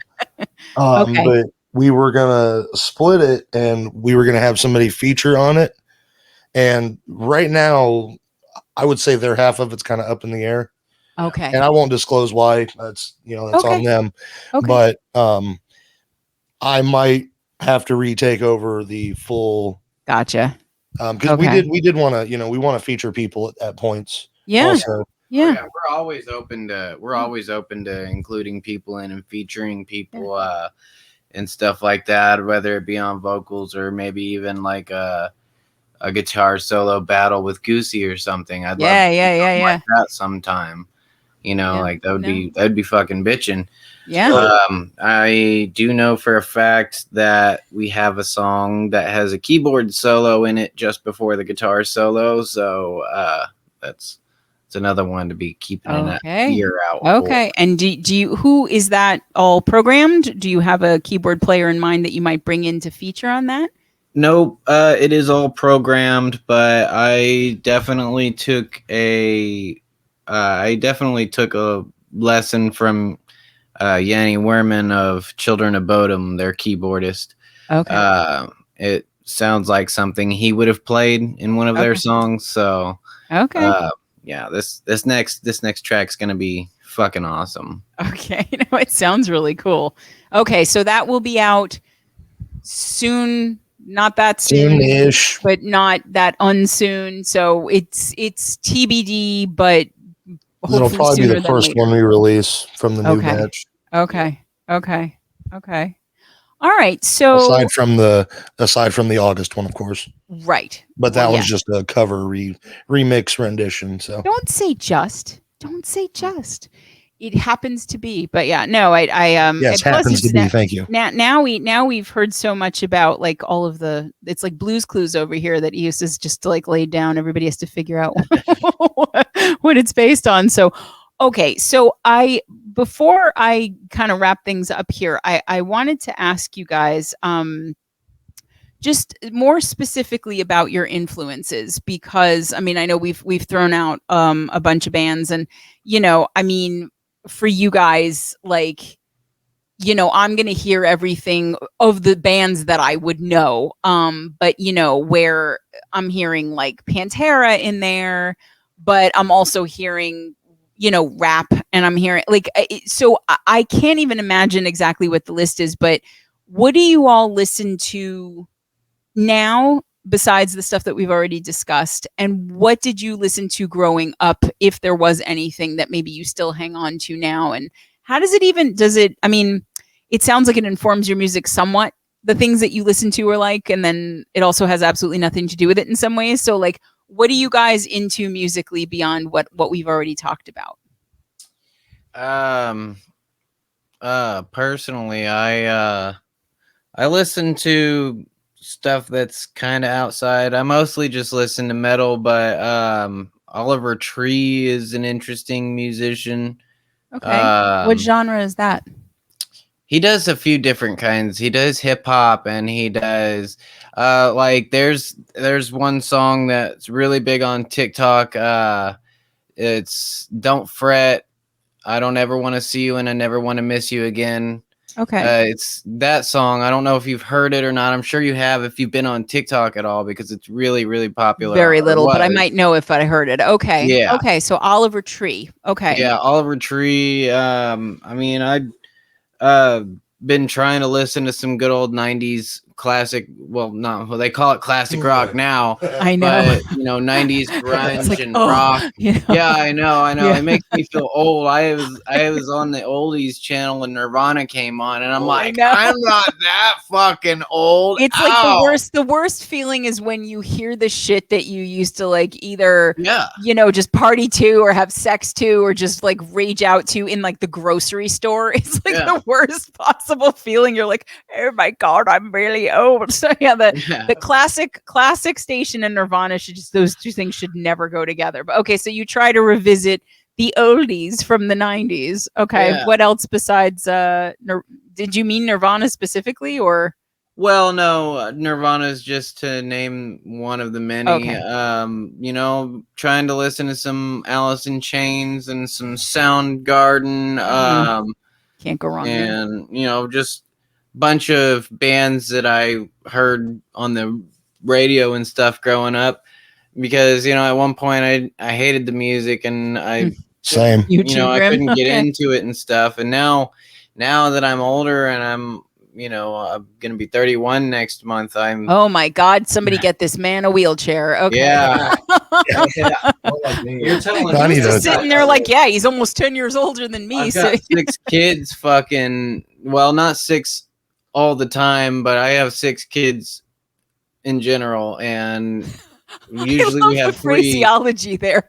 I have 6 kids, but not all the time, but in general. I like that. Yeah, Okay. I have 6. I have 6 kids, but I only get 3 of them max at a time now. Okay, gotcha. There's 3 of them that I don't get to see due to issues with the biological parents, their mothers. Okay, gotcha. So, Okay.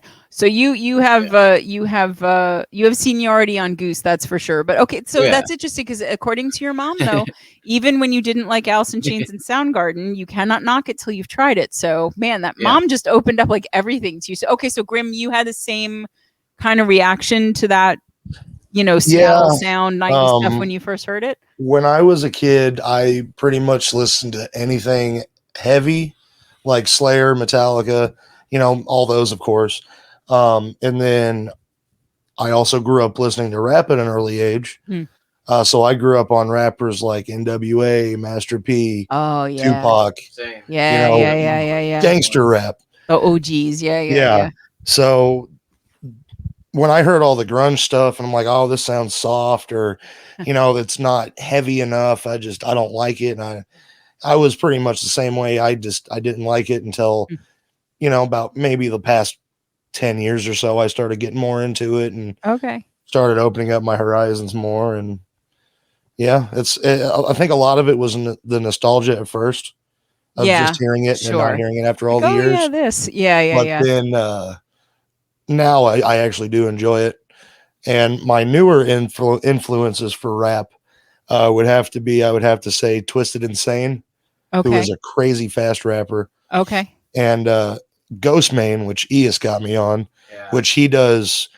I guess he's industrial now, but used to do rap and did metal and. Okay. He's not really industrial. That's just what I've heard people calling it lately. It's just sort of a small corporation. But But he's a badass too. Okay.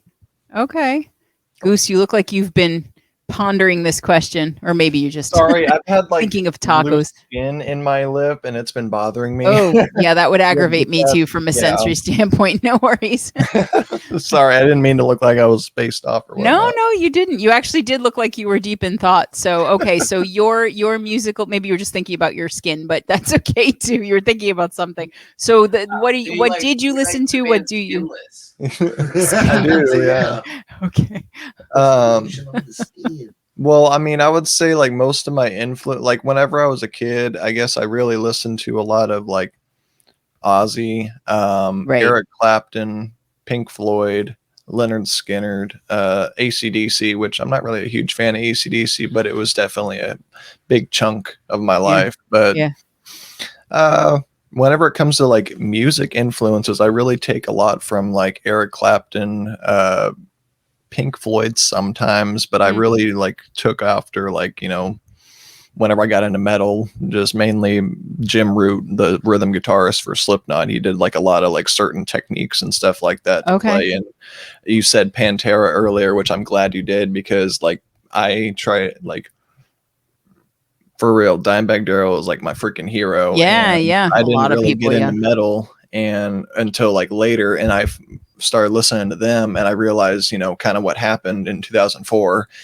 And I was just like, well, damn, I guess I'll never be able to like see them live. Yeah. But thankfully they're doing a reunion tour this year, and I'm going to go seeing them in November. But I mean, it's not going to be the same, but I mean, at No, least but- I'll be there in spirit. So Right. but yeah, Right. Pantera was a huge influence in my life, and Pantera and Mudvayne, I remember Okay. because MTV, whenever I was younger, didn't play music videos anymore. It was always No. VH1. Right. And so I'd go on VH1 every Saturday morning, and sometimes some random Mudvayne video. Mainly it was like Not Falling or one of the bigger hits. Yeah. yeah, Scream With Me or things like that, or Dig, things with like the music video would be on, and I'd be rocking it out at like, 9 or 8, 9 or 10 years old, something around there. Aw. Yeah. Okay. So again, even there, you guys, the more I talk to you, the more, and not that it didn't make sense, but the more the way that Grimstalker and the music sounds makes even more sense to me, because you are all pulling from these influences, but you're not replicating them. You're sort of taking them, putting them through the musical blender, bringing them out the other side. And I think that's really cool. And I think that,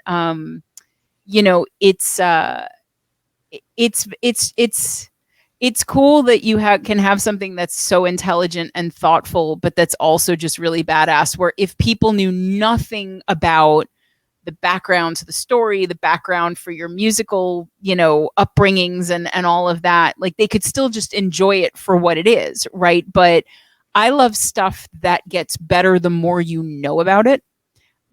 Because to me, that means that not only is it more interesting and I'm more likely to continue to enjoy it on repeat listenings rather than sort of my brain going, yeah, okay, like I've heard this now and I'm done. That there's new stuff in it every time you go back to it. It's like, like a movie that, has a bunch of stuff you could go back and watch again. Right. And it's more interesting. And then like, there's some movies that you're like, okay, I've seen that. I literally never need to see that again. So, I'm excited for you guys for everything that you have planned. And I just, I think, I just think it's going to be really cool. But now I'm trying to do the math and figure out how long. We have like almost a month to wait before the next song comes out, which I'm not super thrilled. So you better put your show from Wednesday online so that people have something that they can hear that's at least technically new, even if they've heard the songs before. So try to get as much of that on there as possible. So, okay. Yeah. So, anything that, that we missed in terms of, new stuff coming out? It sounds like I feel like we probably covered all of it. We know we have August 23rd for the cover remix, but other stuff is brewing in the works, coming soon, but we don't have a set date, right? So we have 6 or 7 tracks that are basically completely finished and unreleased. We just need to learn them. Okay. And I need to finish writing. But Other than I had an excuse the past couple of weeks because I had to restudy for my manager recertification test. And now that I've passed it, all my free time will go back right to writing. All right. Yay. So if a Karen wants to speak to the manager, you're the one that's going to come out and be like, yeah, what? That's right. Actually, I am. That's so and awesome. I've had a couple That's something people you like, should ain't put the on manager." Facebook. You should totally do that the next. It's like, can I speak to the manager? But you got to have your contacts in when you do that. Like, I think that would be so much cooler to be like, Usually. and then you just sort I of didn't have time today. I was late. all right. Okay. So, all right, good. So you can rededicate your time to just making more music. So, okay. As I think I end every show with a little segment I like to call In the Vox Seat. So I'm going to ask you guys the same 5 questions that I ask everyone. And as I always say, you're probably going to hate at least one of them, but that's okay. So the first question is for all 3 of you, however you want to answer it. If you had to, and good luck with this, by the way, if you had to sum up Grimstalker's music in 5 words or less, what would you say? And you each get 5 words. So technically 15. Damn, man, that's fucking banging. Damn, man, that's fucking banging. Okay, you're done. Dude, that's so fire, bruh. Okay, are you going with that, Goose? That's your Yeah, yeah, fuck it. Let's go with it. Okay, I like it. It was a visceral reaction, and I think we should stick with it. Just own it. Okay, guys, you're on the hook because he just banged that out right there. Yeah. I'd say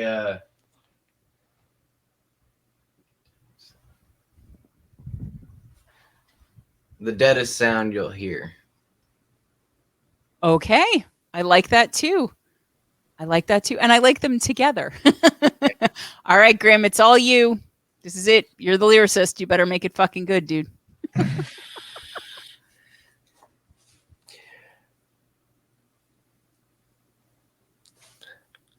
Sounds that will muster up. Wait, sounds. Wait a minute. He didn't graduate the math part of high school. I am horrible at that. That's okay. We can distill it. What were you going to say? Sounds that muster up what? The gods. Okay, sounds that beckon the gods, maybe? Yeah, there you go. There you go. That'll work. Okay, all right, we'll take that. All right. Maybe one of your songs could be called Beckoning the Gods. I think that would be a badass song or album title, but okay. All right. Those are cool together and they work. I like that. Okay. You guys have like the fucking Vulcan mind meld. Everything you do is different, but it all works together really well. Even We're all your very answers. well acquainted. Like this is like the greatest group that I've ever been in for a while. So we definitely have some links in our brains. That's it. Synaptic convergence. There you go. Yeah. Okay. Dude, that's a song name right there. What'd you say? Synaptic convergence. Yeah. I think I might have been You know what? jam That just gave me an idea. Name a song Synaptic Convergence, and the matter of it would be how like everybody's a sheep. Okay. So like a group think kind of thing. I gotcha. Okay. Yeah. Okay. Hop All on right. and that's one thing that we like to boast about, and why we're so different is because we're not hopping on any old bandwagon like everybody else is. You're doing We're your own starting thing. a bandwagon. So you're just We're building the building that. bandwagon from scratch. That's right. That's Okay. right. Yeah. Okay. So your favorite thing, each of you, about being a musician?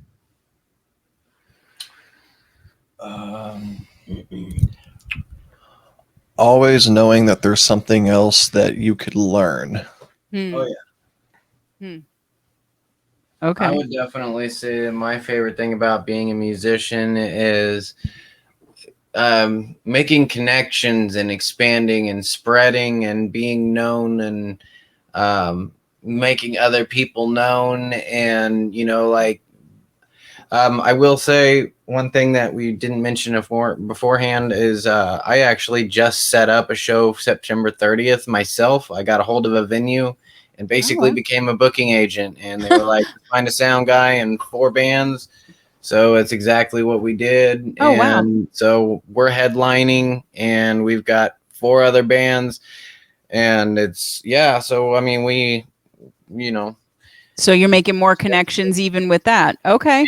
yeah. And so we are that's my most favorite thing, that and what I create, what comes out of my brain, and I write it into the computer and then I record it and I put it out there, and for somebody to go, holy fucking shit, dude, I don't know how you think of these kinds of things, and that's what I love to hear. Is I like to hear this is different. I like that acknowledgement, I like that recognition, that praise, Well, that makes sense to me too, because as someone with ADHD, I know that a lot of times the way that the brain works and or doesn't can get a lot of shit.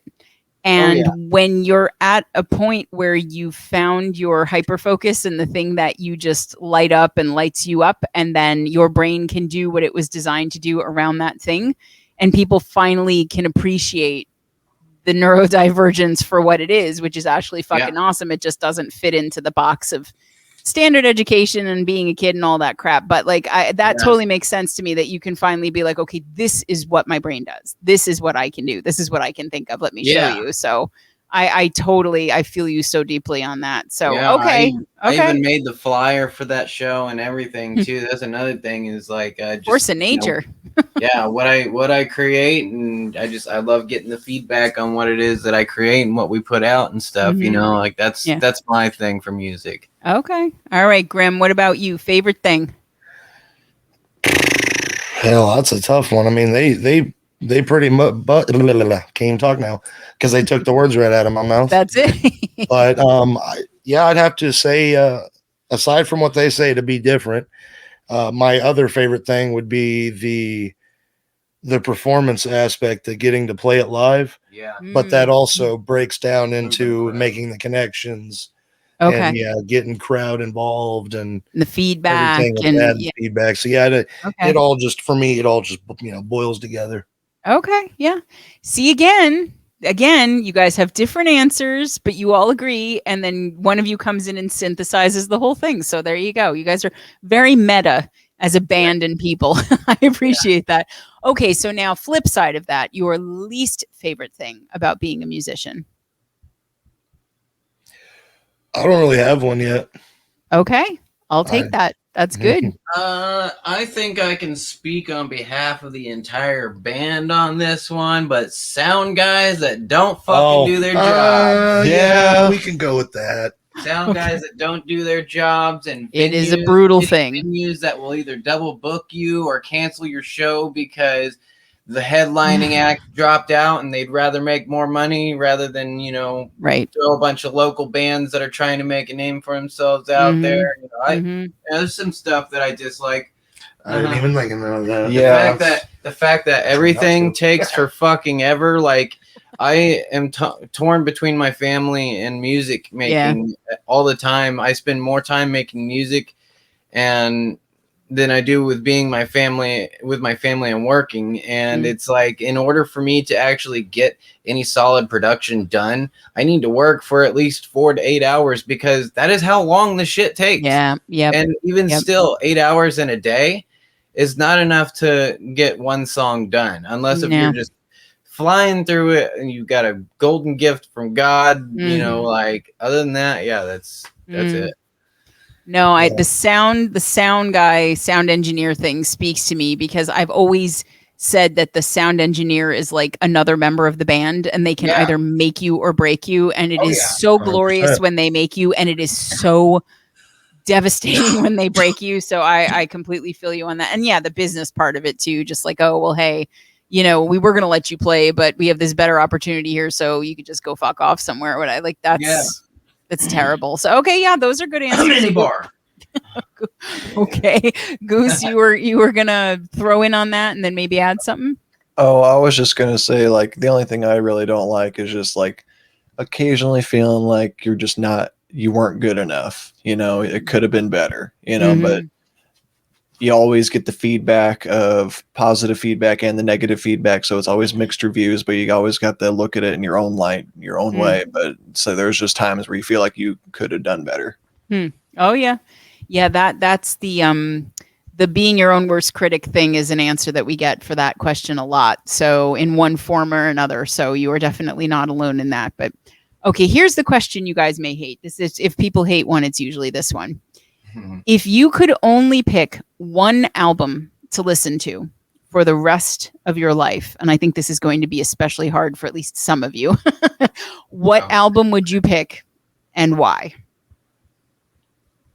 Follow the Reaper by Children of Bodom, just because if I had to say, that's my most favorite band ever, Alexi. I love Alexi, and I did not get to see him before he passed, and really, I bursted into tears. I cried for 2 days straight when I found out he died.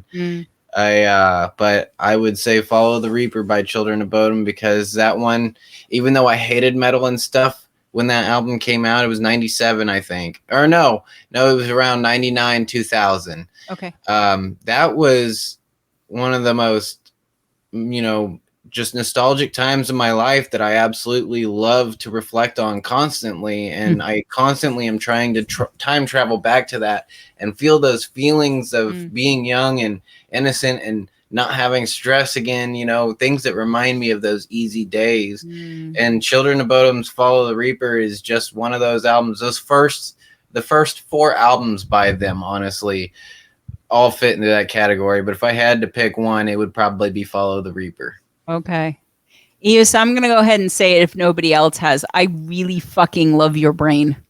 Oh, thanks. No, I mean it. I do because I think that sometimes the most creative, divergent thinkers, who are the people that we need as the engine of progress and art and all of that, just get such a bad rap. And I really, you have not said a single thing that wasn't thoughtful and interesting and honest. And I dig you, dude. I really do. And I appreciate, and musically too. I appreciate what you do, but I just wanted to say that because I'm a nerd and that's what I was thinking. So okay, so who else here is the one album you guys have to make the terrible choice? I already got mine. Do you want to Go ahead. Grim looks so unhappy with me. He's the one that hates it. He's working on it. I'd probably say like LD50 by Mudvayne. Oh, wow. Okay. That album had a large, like I said, like a lot of Mudvayne popped up on VH1, and I had the CD since I was probably around, since I was around 9 or 10. I had the LD50 CD, and I'd read the lyrics, and there was just this one lyric from Death Blooms that says, "I just want to run around, fly kites, wrestle, jump and play, swim to the waves that crash to shore." And that just like puts a very nostalgic feeling in my brain of like when there was no other worries in life other than to worry about when you would go outside to play and then when you would come back in to go to bed. Okay, so in a way the two of you have different albums, but same sort of idea, just that feeling more carefree, less stress, more time to yourself, nostalgic, kind of joyful. Okay. All right. So now what Grimm is going to say is going to be a completely different kind of album. And he's going to agree with what both of you have said about nostalgia, but his reason is going to be different because that's how this band rolls. So, okay, Grimm, lay it on us. What is it? Am I right? Well, you are right. Because I was originally thinking, oh God, now I'm drawing blanks. It was the one that you picked. No, I'm not going to lose the one I picked. The one I was thinking was it was a Mudvayne album. Shit, it had Happy on it. I don't know why I'm drawing blanks. The End of All Things to Come. I was going to pick that one at first. Okay. But I think I'm going to have to go with We Are Not Alone by Breaking Benjamin. Okay. And the why? Wait, no. Sorry, I got the album wrong from earlier. Oh, okay. What was it? It was a different album. Anyway, disregard that. Okay. I'm pissed I can't think of the album because he literally listened to it every day when I was a kid. But anyways, I would pick Breaking Benjamin's We Are Not Alone because of the nostalgia feel that I have with it. That was the first CD that I had that got me into things, and they're pretty heavy. But that was the first CD that I had owned that got me into things that weren't overly heavy. Okay. So a different shade of the spectrum there for you, but not totally out of the realm. So okay, yeah. To the penultimate question, you guys are consistent in your Voltron of ideas, and I love that. So okay, this is it. This is the controversial final question, and I'm going to throw this to a band that managed to somehow make Bare Necessities from Disney sound way harder than it should have. So I feel like you guys can answer and do anything, but this is the question. Your toilet paper roll. Does the toilet paper come over the top, or do you pull it out from under the bottom, and why? Over the top, just because it makes more sense, in my opinion. Okay. If you pull from the bottom, you're just going to keep pulling up. All you have to do is put your hand on top of the roll instead of have to hold it from above. It's a lot easier to hold your hand this way than it is to do this. It takes more muscles to do this, to hold it from below to rip. Okay. This is a lot lazier. Okay, so we're going with what makes common sense to you and is also lazier. I like that combination of things. Not only that, it's when you pull it out, because usually I wipe with 4 squares.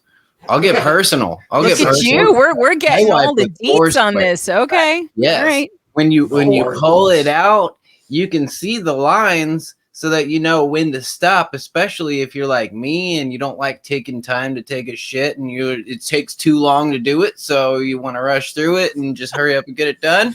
Look, I have music 4 to make, squares, man. done. 4 squares, done. Yeah. Okay. That's going to be hard to top as an answer, but go for it, Goose. I don't know. I got a pretty good reason. Okay. I put it on top. Okay. Okay. Because there's pictures of it doing that on the packaging. Okay. So you're a patent packaging rule follower guy? Is that not even that. Like everything that I agree with everything that he said. I'm just adding on to it. Like it just makes more sense just to do that on top. It's easier. It's lazier to do it that way. I was raised to do it that way, but then you're raised to do it that way for a certain reason. It's because it's the right reason, and then even the packaging portrays it. There you go. You feel like it's a gestalt of all of those things. Okay, so now we know you have 2 songs you have to write. One is Beckoning the Gods, and the other one is 4 Squares. 4 squares. 4 squares. All right, Grimm, this is it. This is the final answer of the final question for the final countdown. So what is it? What's your Here we go. To be sure I've got the question correct. Yes. It's an answer of whether I like the toilet paper spinning this way or this way. Yes, I am not. Some people have thought I was asking in what direction they wipe, whether it was front to back. That is not information that I feel compelled to learn about anyone. Although now I feel like I've got a lot of information on use and what goes on in the commode at his house. But yes, this is on the little stick thing. The toilet paper goes on the wall, and is it draping over or is it pulling out from under? That is the question. For me, it's pulling out from under. And the reason why is because, like I said at the beginning, I'm just a weird fuck, and I don't do things the proper way. I like to do things unorthodox. So this is a counterculture move that you're making. Okay, I'm going to tell you right now. I never see you use the restroom. Dom from Jamsteak is going to love you, Grimm. Dom from Jamsteak is going to love you because he is the only other person that has been on this show who has said under. So under gang, baby. Now you guys have each other to lean on as a support group of sorts. The under roll, anonymous or whatever. Talk about this. Yeah, you guys are gonna have to. You're gonna have to maybe even write a song about it. He could do some blast beats for you, and you could just rap about how under it brings the thunder. Or what I don't know. Like you'll come up with it. That's what 4 Squares is going to be about. Thunder from down under. There you go. So okay, so there's a little. This is the only thing that you guys have not managed to completely kind of agree on. Look at that. The last question, you saved it for the last minute, and it came down to toilet paper. Fortunately, from a musical standpoint, that's not going to impact you too much. So I feel okay about it. I have not created any drama in the band. So. I will be bringing my own roll to have going the opposite way on tours. There you go. You're going to have 2 toilet paper rolls on the thing, and there's going to be one where the paper roll runs out twice as fast because the only other person using it. 2 rolls of toilet paper in here. Don't touch the one that goes under. That's Grimm. And then we'll have GrimmstalkeR, the toilet paper. There you go. Yeah. No, I'm telling you, you got to put it in the rider like the brown M&Ms. Just maybe brown M&Ms is not a great thing to say when we're talking about toilet paper. But on that lovely note, guys, you have been so much fun, and I really am so glad that you were able to come on this show and just lay all this out. I love how honest you are. I love the process that you guys have. I love the way that you're planning and thinking out your music, but you're also leaving all these different avenues open to just, fuck around and have freedom and create a sound that isn't like anybody else's. And I'm good luck with your gig. Well, I don't know, you're supposed to break a leg, but I hope you have an awesome gig on Wednesday. Definitely want to, get some video of that as you're doing it. We know we have August 23rd. For the remix and cover. And I have a feeling in the chat, there have been many guesses about what this is already. So we're going to have to see if anybody was correct on that. And then you've got your show that you organized in September. So people will have to keep an eye out for that, and all the new music you have coming. So thank you guys again so much for chatting with me tonight. And Thank you for having us. Oh, you're So very, much for very having us. welcome. Thank you. Very welcome. And you made the one microphone work, so I'm very proud of you. Yeah. All right, guys, that's another Vox and Guest in the books. We will see you next time. Bye. Right on. We'll see ya. Later.